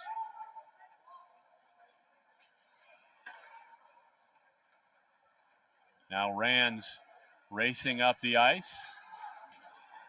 Here's Klein thinking a wrist shot. He goes, and again, well defended by Illinois. Big shot laid on by Medvedev. Helfer in the corner. This is Christian Kadolf. Kadolf sends one, and it finds the wall and heads into the back of the net. 40 seconds left in period number 2. Yeah, Illinois forwards are starting to look really tired. Sustained time in their offensive zone for the Beavers, as Andrew says. Atticus Helfer trying to clear. And again, they just circle back. Rand with a wrist shot, slap shot, almost sends it into the mesh. And really long possession here. You can tell Medvedev, Eddingen, and Mitchell gassed as they play defense with 14 seconds left. Trying to find Rand. He says, no, I'll take a shot. Tatirin misses. Klein, the effort from Helfer. Tatirin hovering, and it finally clears out into the neutral zone. So at the end of the second period, the Beavers able to get 2 goals after a first period, at the end of which both teams were tied. Andrew, What will Illinois have to do to get back into this one? Well, they have to stop letting Minot State control the pace of the game. You saw that last 2 minutes there. They knew that they were in the advantage, and they really exhausted those guys. Alexander Matveev out there on a knee. Etjen had his hands on his knees heading to the bench. They are gassed. I mean, Etjen is on one knee at the bench right now. So that's something that you got to keep an eye on. You don't want your guys out there that long. The defensemen has to give Illinois a chance to get back into this one. They've done everything they can so far, but Nolan Woodring's not going to have a performance again like he did last night. You can't expect that. That's not normal.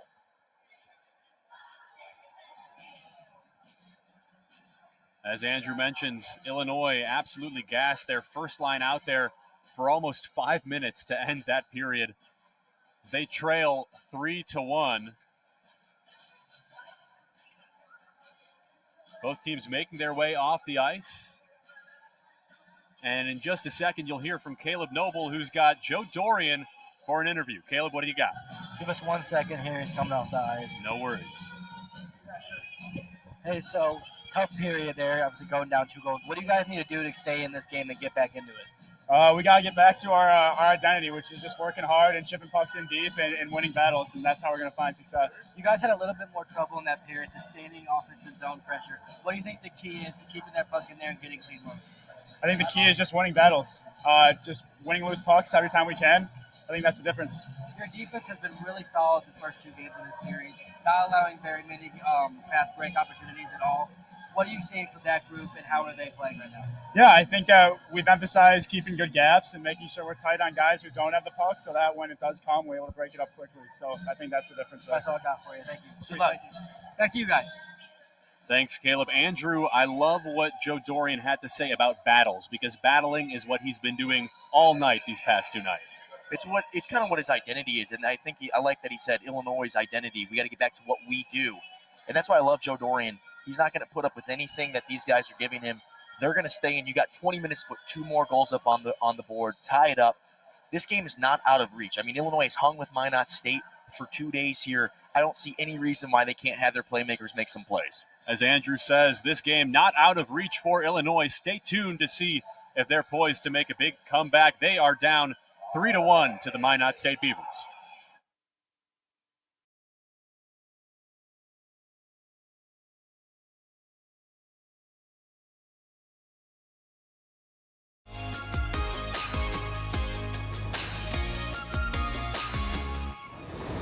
The U of I is a major incubator for entrepreneurship and innovation.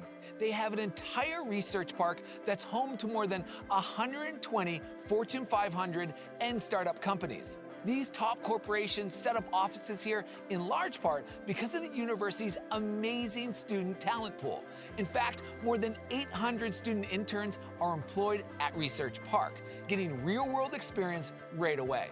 Lots of student hackathons and venture competitions take place throughout the year, too.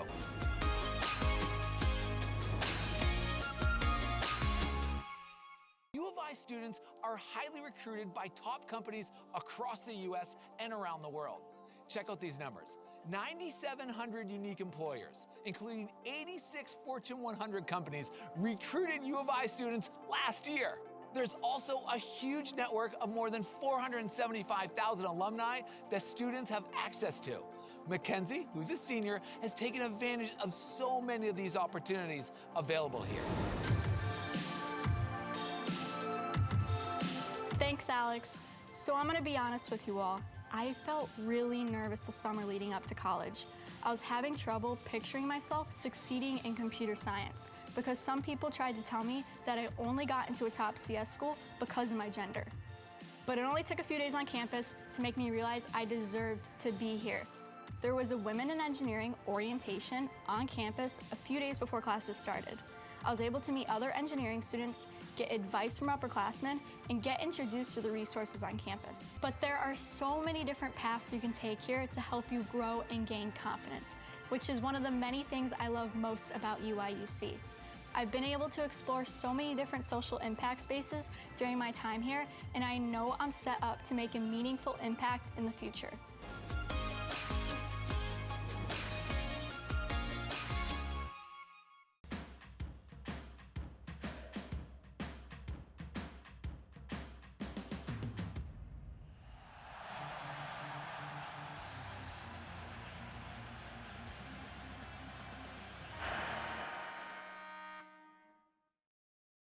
Hi everyone, I'm Sydney. And I'm Chase. And as you couldn't tell, we're identical twins. And we don't make it easy on people by having the same hair, going to the same university, and playing on the same football team. I'm gonna be taking you through the first segment here, Chase, so we'll see you soon. Being part of an NCAA football team has been a dream of mine and my brother since we were 9 years old. Our father played 3 seasons in the CFL, so it's kind of in our blood. As we started having more success in the sport, we noticed to make it to the next level, we had to experience a whole new level of training and competition. The minute I stepped on campus at the University of Illinois, it felt special to me. No other university had what Illinois had to offer. You not only get that Ivy League type of education, but you get to play football in the Big Ten, one of the best in the nation. You get to play and train in amazing facilities. I mean, look at this. We've got the best strength and conditioning, sports med, nutrition, you name it. When we dreamed of playing college football, we knew we'd have a chance at the national stage, playing in front of tens, even hundreds of thousands of fans. There's nothing like that feeling on game day. Walking through the tailgating during the Illini walk, running out onto the field to the sounds of the fight song from the marching Illini, and of course, celebrating with your team in the locker room after big wins. It will give you chills. I'll take it from here, Sid. At Illinois, being part of a team feels more like being a part of one big family. We work so hard together all year long to assure that we are successful on the field. Now we start with early weight room workouts, long hours of practice, and grueling camp days. But our family is even larger than just a football team. With 21 sports and over 500 student athletes on campus, we go out every single year and fight for Big Ten and national championships so that we can represent that name in our chest, the Fighting Illini. ILL, INI.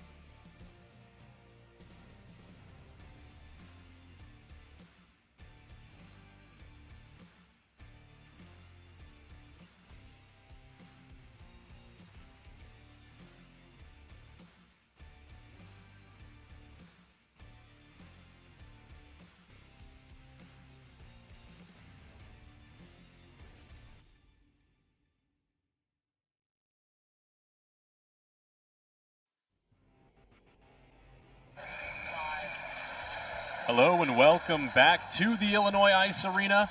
I'm Peter Hansen alongside Andrew Burke. He will be joined by Caleb Noble later in the period. And Andrew, Minot State really piled on the goals in the last period. Yeah, they really took over offensively. They had two really good shots. Now, the discrepancy in the shots was shortened there at the end. Illinois got up to 16 shots on goal. Minot State has 24. Illinois wants to get back in this one. I said it before the intermission. You got to get a lot of shots right at Dyke. He hasn't seen a ton of them so far in this short season. He did not play yesterday if you're just joining us. So I think that's a pretty important thing. Really got to nail that if you're an Illini fan. And do you think that maybe once these teams reach sort of a desperation mode, pace of play is really going to pick up? I think you need to hit the desperation mode right now. I think desperation mode's a bit different than like panic mode because you're not panicking yet. But Illinois needs to come out flying. Their first line was out there for about 5 minutes. I think you don't want that to happen again. You want to control the pace of this game. You want to control the game. And out there right now, Illinois' second line, so an extended breather for their first offensive line. That puck intended for Trenton Curtis, the defenseman. Roman Cheyenne corrals it. Now David Roz, sending it off the boards behind the net. Atticus Helfer in there alongside Luke Alpe. The first defensive line for Illinois. And Kobe Joseph trying to tap in that puck sent by Austin Klein. Another wrist shot by Joseph. Joseph has been active tonight. He is one of the goal scorers here tonight for the Minot State Beavers. The lone goal scorer for Illinois, David Ettingen, who, as Andrew mentioned, also mentioned that the goaltender for Minot State hasn't seen many shots in a couple weeks.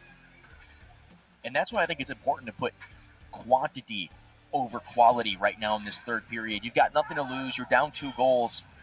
One shot won't get you back in this game. You got to try to get as many as possible, as many opportunities. These are the guys on the ice you want if you're Illinois. Matt Vive out there with Ettingen and Mitchell. Here's Buchholz, the captain for the Beavers. He finds Braden Paluk, who sends a strong wrister towards Nolan Woodring, and Woodring able to send it off his stick. Ettingen defending now in the blind spot. Buchholz trying to find Christian Kadoff, and no dice on the attempt. And stoppage here as both teams get a rotation in. Get some fresh legs on the ice. Again, 2 minutes into this one, you're already out there for a while.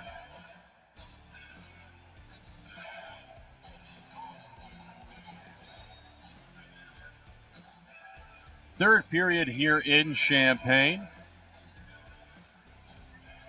Aiden Taylor taking the face-off in his own defensive zone. Illinois wins. They're trying to get something started as they pass the neutral zone. And Taylor defending the clear from the Beavers, and here's Alpe alongside Helfer. Helfer sends one alongside the boards, deflected by the Beavers, and here he is again.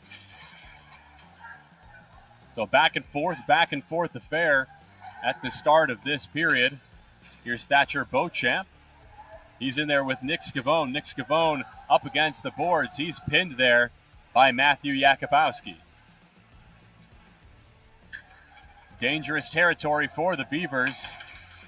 Yakubowski with the puck, one of their best playmakers and starter a night ago. Thatcher Beauchamp with the puck now, surveying his options. Dorian alongside him, and he opts to send it around the ice for a fresh pair of legs. Matthew McDonald in there now alongside Aiden Andrews. The puck in the blind spot. And now the Beavers getting something going in the neutral zone. Aiden Andrews with a nice play to keep it in Illinois' offensive zone. A big slip and hit there. Will Dyke out of net. Matthew McDonald was there if something were to occur. And now Alpe and Leskaj trying to prevent this Minot State attack. Yeah, right now, neither team really able to get anything going offensively. I think Minot State's trying to play that possession game. trying to lead precious minutes off the clock. It's worked so far. We're almost 4 minutes into this one already. Illinois hasn't seen a great shot.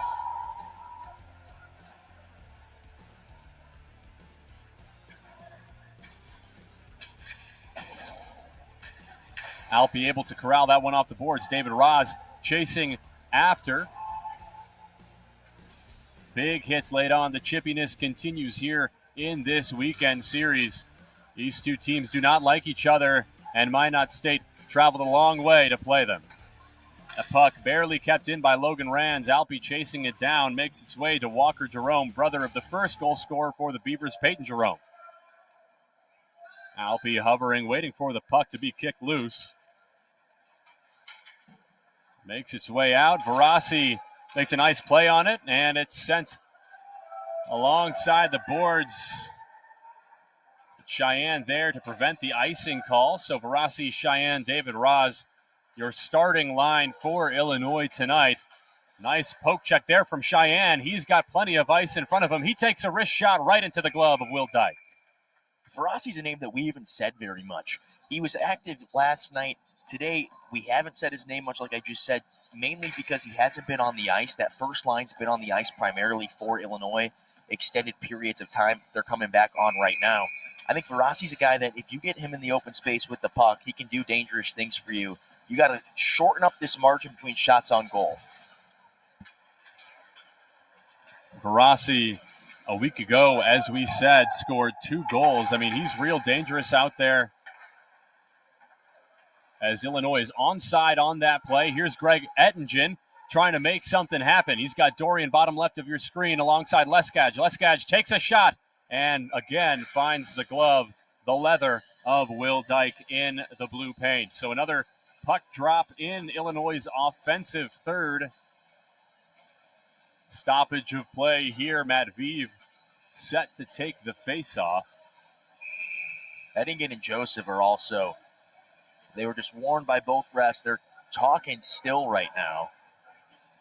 You see them skating over together. Joseph's had something to say to about every single person in orange and blue. He absolutely has. He's gotten into it with Ettingen, Dorian, Alpi a day ago. So we'll see. As a wraparound attempt is no good. Here's Mitchell with the putback attempt. Again, no good. Ettingen chasing down the puck in the corner. And now the Minot State Beavers look to clear. Here's Jakubowski. He finds Joseph in the open ice. Joseph sends it over to another man and sent out into the neutral zone by Carson Mitchell. A big hit there in center ice on Kobe Joseph. And now Mitchell racing, trying to make something happen. Stick flies. Lots of action here on the big pond as Mitchell's shot attempt is wide of the net. And now Minot State a 2v2 as they drop back. Illinois settles down, gets its numbers back. A wraparound attempt in the goal for Minot State. And that's what I'm talking about. They're playing frantic right now. I do like it. Goal scored by Reed Arnold, their leading returning scorer from a season ago, and he makes this a 4-1 game. And what I was saying before that goal, they're playing frantic. I did like it, but the problem that you have with that is you leave a couple passing lanes open defensively. Minot State was able to take advantage of that. 3-goal advantage. Now you got 15 minutes left. I think it's time that you just start taking as many shots on goal as possible. I've been saying that this whole period. Andrew, earlier in the broadcast, you mentioned a distinction between desperation mode and panic mode. You think Illinois is hitting the panic button? I think so. 3 goals to make up in a period when you haven't scored one since the 17-minute mark in the first period. It's time to kind of hit that panic button. The 2v1 look. Here's Arnold again, and he just kind of mishits the shot. Aiden Taylor defending now. Another shot attempt by Rands for Minot State. That one with a lot of mustard on it. Buchholz making a move into center ice, gets tripped up. No signal by the officials. No hand in the air signaling a delayed penalty. So play resumes here with just over 13 minutes left in period number 3. Buchholz tracks down the puck. Now the only player in black and red, to decide to stay in the game. So no line change for Minot State. as Illinois gets some fresh legs out there. David Ettingen corrals and clears, and now back into the neutral zone the puck goes. So, Andrew, despite their attempts, Illinois not able to get anything going past the neutral zone these past 5 minutes, something that they're going to need to do if they want a chance to stay in this game.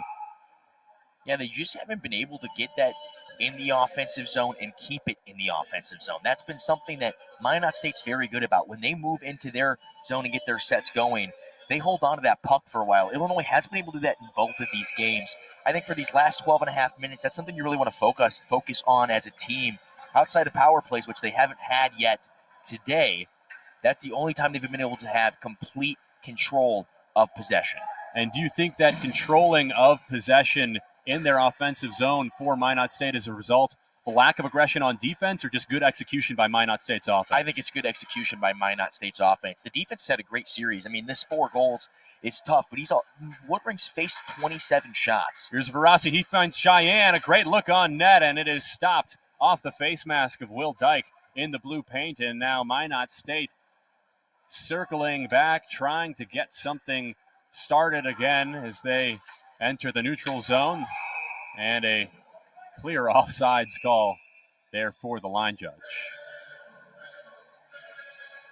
Yeah, I think it's so tough as you see a couple of fans still left over here today. This is a tough game, but these are the ones you learn from. Minot State's a very good team. I think we talked yesterday about just their size and speed, and Illinois has hung in there with them. Outside of the goal given up here and a couple goals in a couple minutes of time in that last second period, this has been a close series. And has there been any one opportunity that you think Illinois has really regretted not capitalizing on so far in this one? Not today. Nothing will come past that the 3-5 advantage they had at 0-0 yesterday. Today you've had a couple of good looks, but Dyke's played well. The defenders have played really well, taking pressure off of Dyke. So that was something that I thought was a big deal, but not a ton of missed opportunities, just not any opportunities for Illinois. Here's Paluk, slap shot way high, and it rattles around the arena.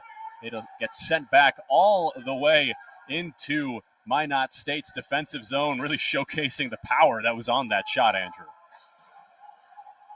He wanted to send that one into the back of the net. At this point, Minot State just wants to control the puck and put up as many goals as possible. Just under 11 minutes left here in the final period of play at Illinois Ice Arena. Illinois trails 1-4. The shots on goal battle getting a little bit more even than it was a period ago, 20-27. A nice shot attempt there, rattles around again. You can hear the benches getting into it now. Yeah, and there's going to be a penalty on Minot State here. Matthew took a huge shot from the back. As you can see, they're still jawing at each other. Thatcher Beauchamp, someone who got kicked out of the game earlier this year, letting him know you're not going to get away with that. Illinois got a chance here. Get it down to 4-2. Your goal should be to get a goal in each of the 2 minutes. And right now you're going to kind of go in that 2-minute drill each time until this end of the game. This is your opportunity. Get it now. Illinois with their front line out there. That penalty is on Logan Cisa. So you think if they have any chance, this is the best one they'll get. Here's Mitchell. Helfer back to Mitchell. Back and forth. Greg Ettingen, the putback. Nobody was home, but good look there. If Mitchell was able to corral that one, and now, as you mentioned, the infamous penalty kill for Minot State. They are not afraid to take scoring chances here, as they almost had a good one off the stick of Austin Klein. Yeah, that was a missed opportunity right there.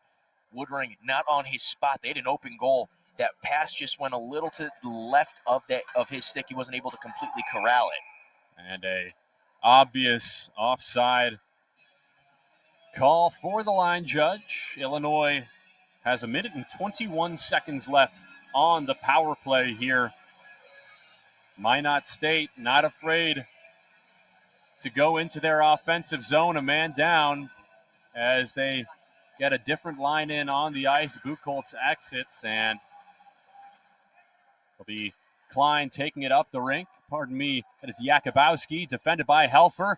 Good stick and a big hit into the blue paint. Woodring gets pushed out of net. Jakubowski on his knees, holding his back. and he appears to be in some pain, Andrew. Here's Mitchell.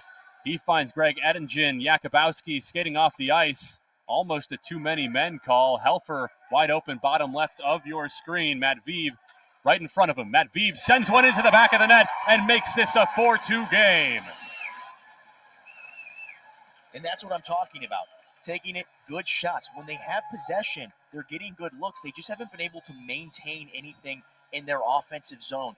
You've got 9 minutes to put 2 more goals. Split them up into the 2-minute periods. Put pressure on the Beavers. This game's not over yet. With just under 10 minutes left, as Andrew says, this game not over for Illinois. 4-2, the Beavers lead. Matveev, the goal scorer, the first goal of this period. The power play clears. Roman Cheyenne. And here is Minot State pushing the pace into the neutral zone. Over 9 minutes left now.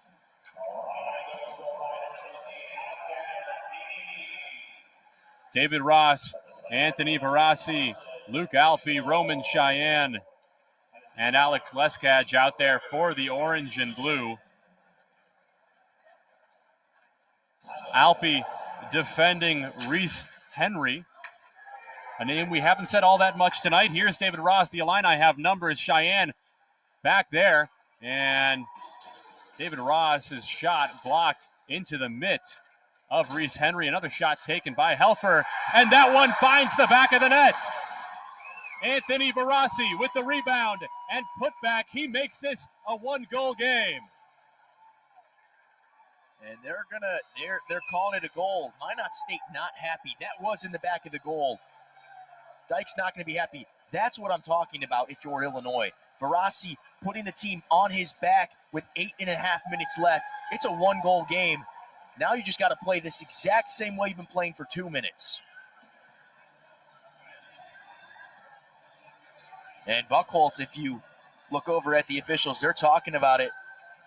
I think the argument's going to be that they hit Dyke, but that shot was off already. There's nothing to argue there. Minot State's got no argument to make. Yeah, that shot clearly finds the twine, and it is now a 1-goal game. The fans excited here at Illinois Ice Arena. Minot State now playing with some more aggression. Big hit laid on by Helfer along the boards. Verassi now with his 3rd goal of the season. We have another stoppage here. Looks like it's going to be an offsides call. Aiden Taylor crossed over a little too early. He had an opportunity there. I think we're going to send it down to Caleb Noble right now. Yeah, guys, we were talking earlier about how good this Minot State team is at controlling the pace of play. It looks like they really got on their heels here and tried to play too defensive. I think their best way to keep Illinois from coming back in this game was to stay in their offensive zone, and they were just spending too much time in the defensive zone on their heels, I think. So, Caleb, how can Minot State ensure that they actually can get sustained time in their own zone? They just have to use their speed. All these loose pucks, you see them getting to first.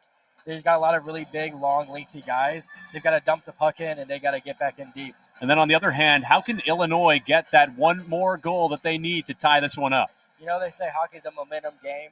They've got all the momentum in the world right now. They just got to continue to make clean passes into their offensive zone and set up some good plays. And honestly, just take some shots. I feel like they've been trying to make too many passes. And if they can just get some shots off, some good things might happen. Thanks a bunch, Caleb.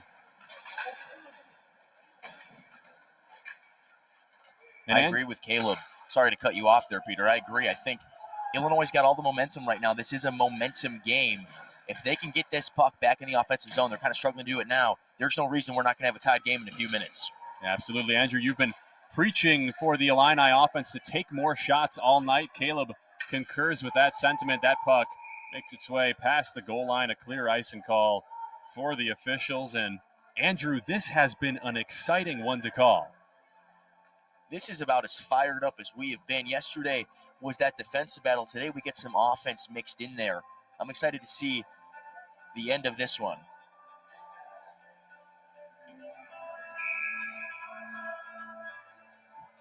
Illinois' First line in the game.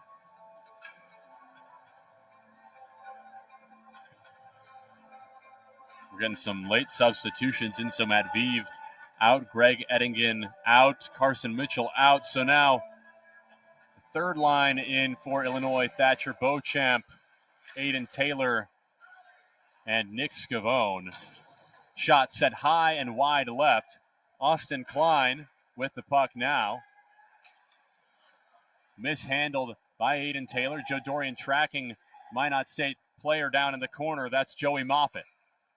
And this is what the Beavers do so well, is controlling the pace, and that's what they've done since that second goal, kind of locking back into it. Illinois' got to turn around and get this back into their side. Moffitt skips one, and it rolls all the way around the ice. Another icing call, so Minot State gets some more of that sustained time in their offensive zone that Caleb was referring to. Another puck drop at the dot right in front of Nolan Woodring, the goalkeeper for the orange and blue. And now another stoppage. Yeah, so one thing that stood out to me is Illinois closed that margin. They had 20 shots on goal now. But at the same time, after that second goal was given up in this period, Minot State has turned around and put 4 more shots on goal. They're at 30. We're taking a look at our officials. I think this thing's going to get a little chippier. 6 minutes and 45 seconds left. Pressure's going to come down on them. What you don't want to do is you don't want to be the team that makes that mistake and has a penalty. I think the power play is one of the most important things to avoid right now, especially for Minot State.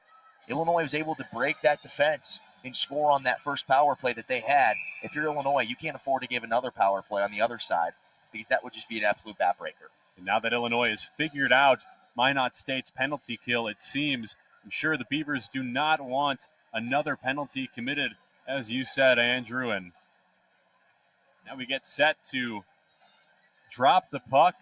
It looked like the ref was ready to drop, and Nolan Woodring still at the bench.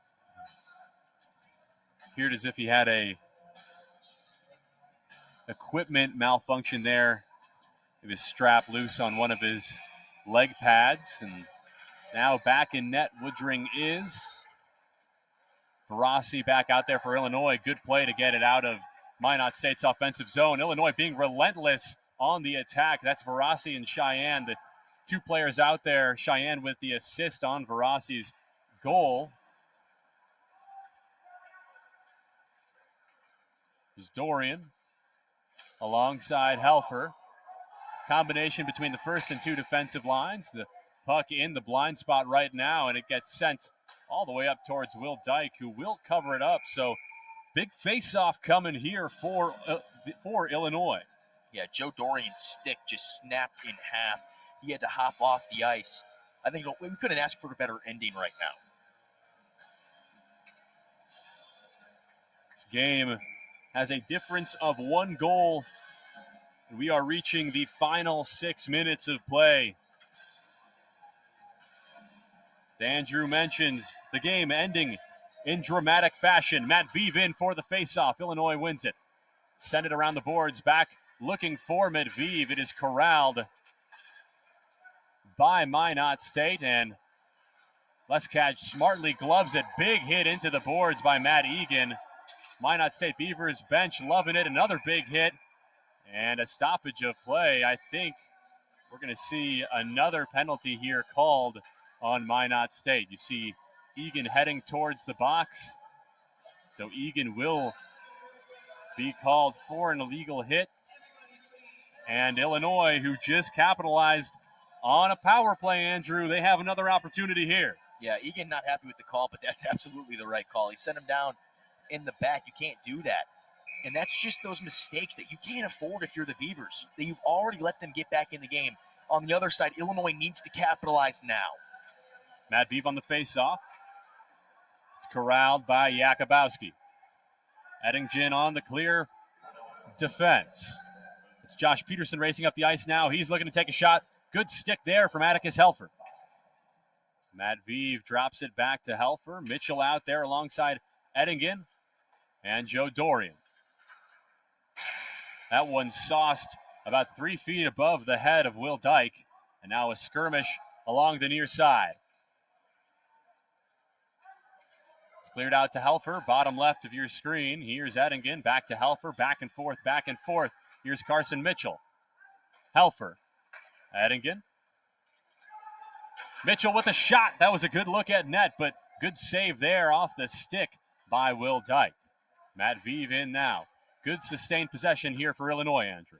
And that's what they have to do if they want to get back in this one. Good block there to keep Mitchell's puck away. But when they are in their offensive zone and everything's clicking, it all works for them. Helfer finds Eddingen. Less than a minute left on the power play. He sends one right into the chest of Will Dyke. There's Joe Dorian. Gets pushed around in the crease, and the officials are not going to like that. Yeah, that was a shove in the back. I don't like that either. Dorian, you guys can shove at each other all you want, but the second Dorian turns it around, you don't get to go shove him in the back. That's really dirty by the Beavers. We've been seeing that all series. I'm sure the Minot State Beavers did not leave the ice arena happy with Joe Dorian yesterday. Clearly holding grudges they are tonight. Yeah, don't get me wrong. I'm all for the competitive fire, the shoving, the trash talking to each other. You don't turn around and shove a guy in the back. That's kind of one of those unwritten rules that you don't want to cross that line. 33 seconds left on the power play for the Orange and Blue. Luke Alpe pioneering the way. Here's Cheyenne. Drops it back for Helfer. Thatcher Beauchamp in there now with David Roz. Roz fighting along the boards. Verassi going in and almost batted back in past the blue line by Alpe. So another missed opportunity for Illinois on the power play. 7 seconds left. We'll see if they can take advantage of that extra second. Here's Cheyenne. Nothing goes. So 2 minutes gone. No goal after the penalty committed by Matt Egan.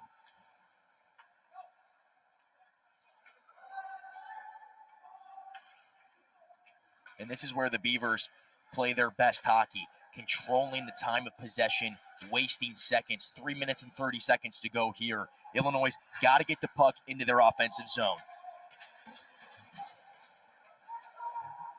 Braden Paluk, bottom right of your screen, hovering, waiting for the puck to get kicked out of the skirmish on the near side corner. Joe Dorian has it now. He sends it off the boards to David Eddingen.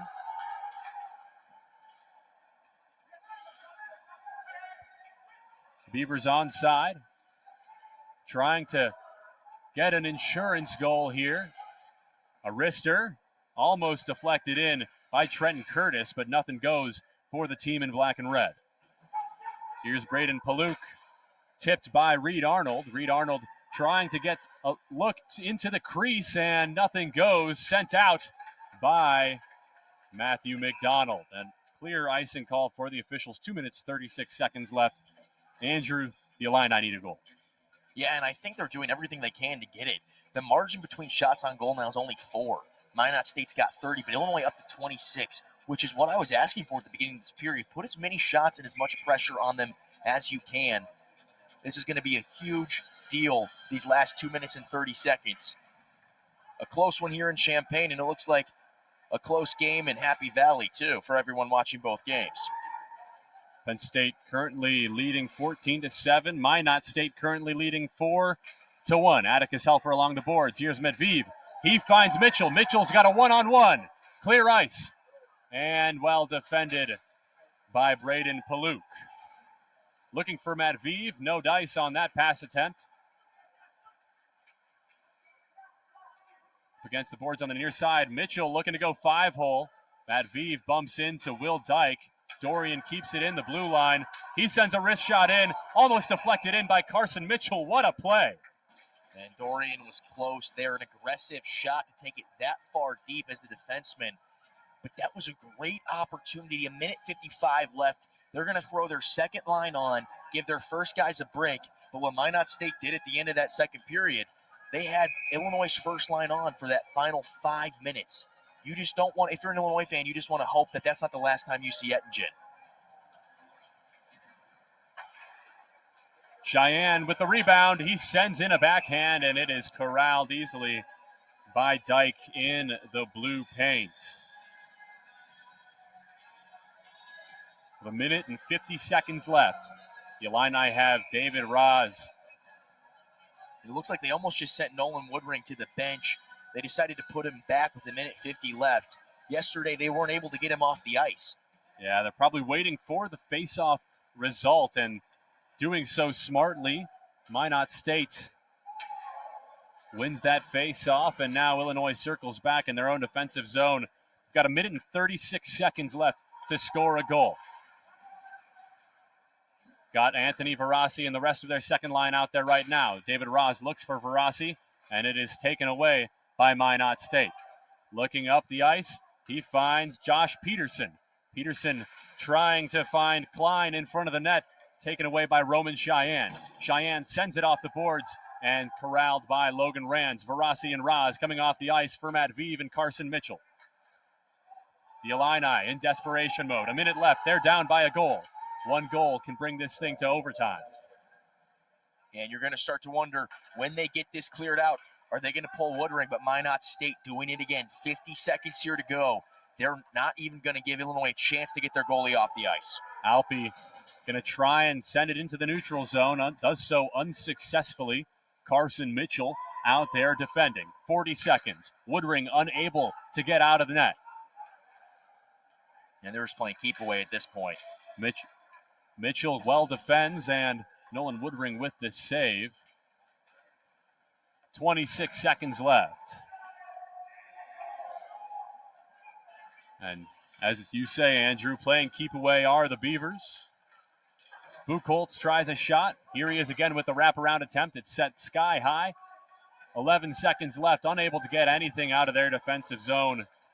Illinois is, and Helfer trying to get something going. He's got Matviv up the ice. Greg Ettingen in the zone tries a last-minute heave, and it is caught in the leather of Will Dyke in net. So the Illini lose this one again by a 1-goal deficit. Close games this weekend with the Minot State Beavers. A very good team, was first in the country a season ago, won it all in the ACHA tournament 2 years ago. The Illini able to hang in there. Yeah, this is a really promising sight this early in the year. I'm excited to see these handshakes as they go down. Dorian leading the way. We'll see if anybody refuses to shake hands with Joe Dorian. Some choice words with Jay Buchholz. And Andrew, we look ahead to Illinois' upcoming games. They will play a 2-game set against Roosevelt, and then the 2 games after that against Purdue University Northwest. Both of those games are home-away sets. Both of those Friday games will be covered by UI7 Newsroom. The Illini lost 4-3 tonight, and that about does it here at Illinois Ice Arena. On behalf of our entire broadcast crew and my partners Caleb Noble and Andrew Berkey, I'm Peter Hansen saying so long from Champaign, and thanks for tuning in.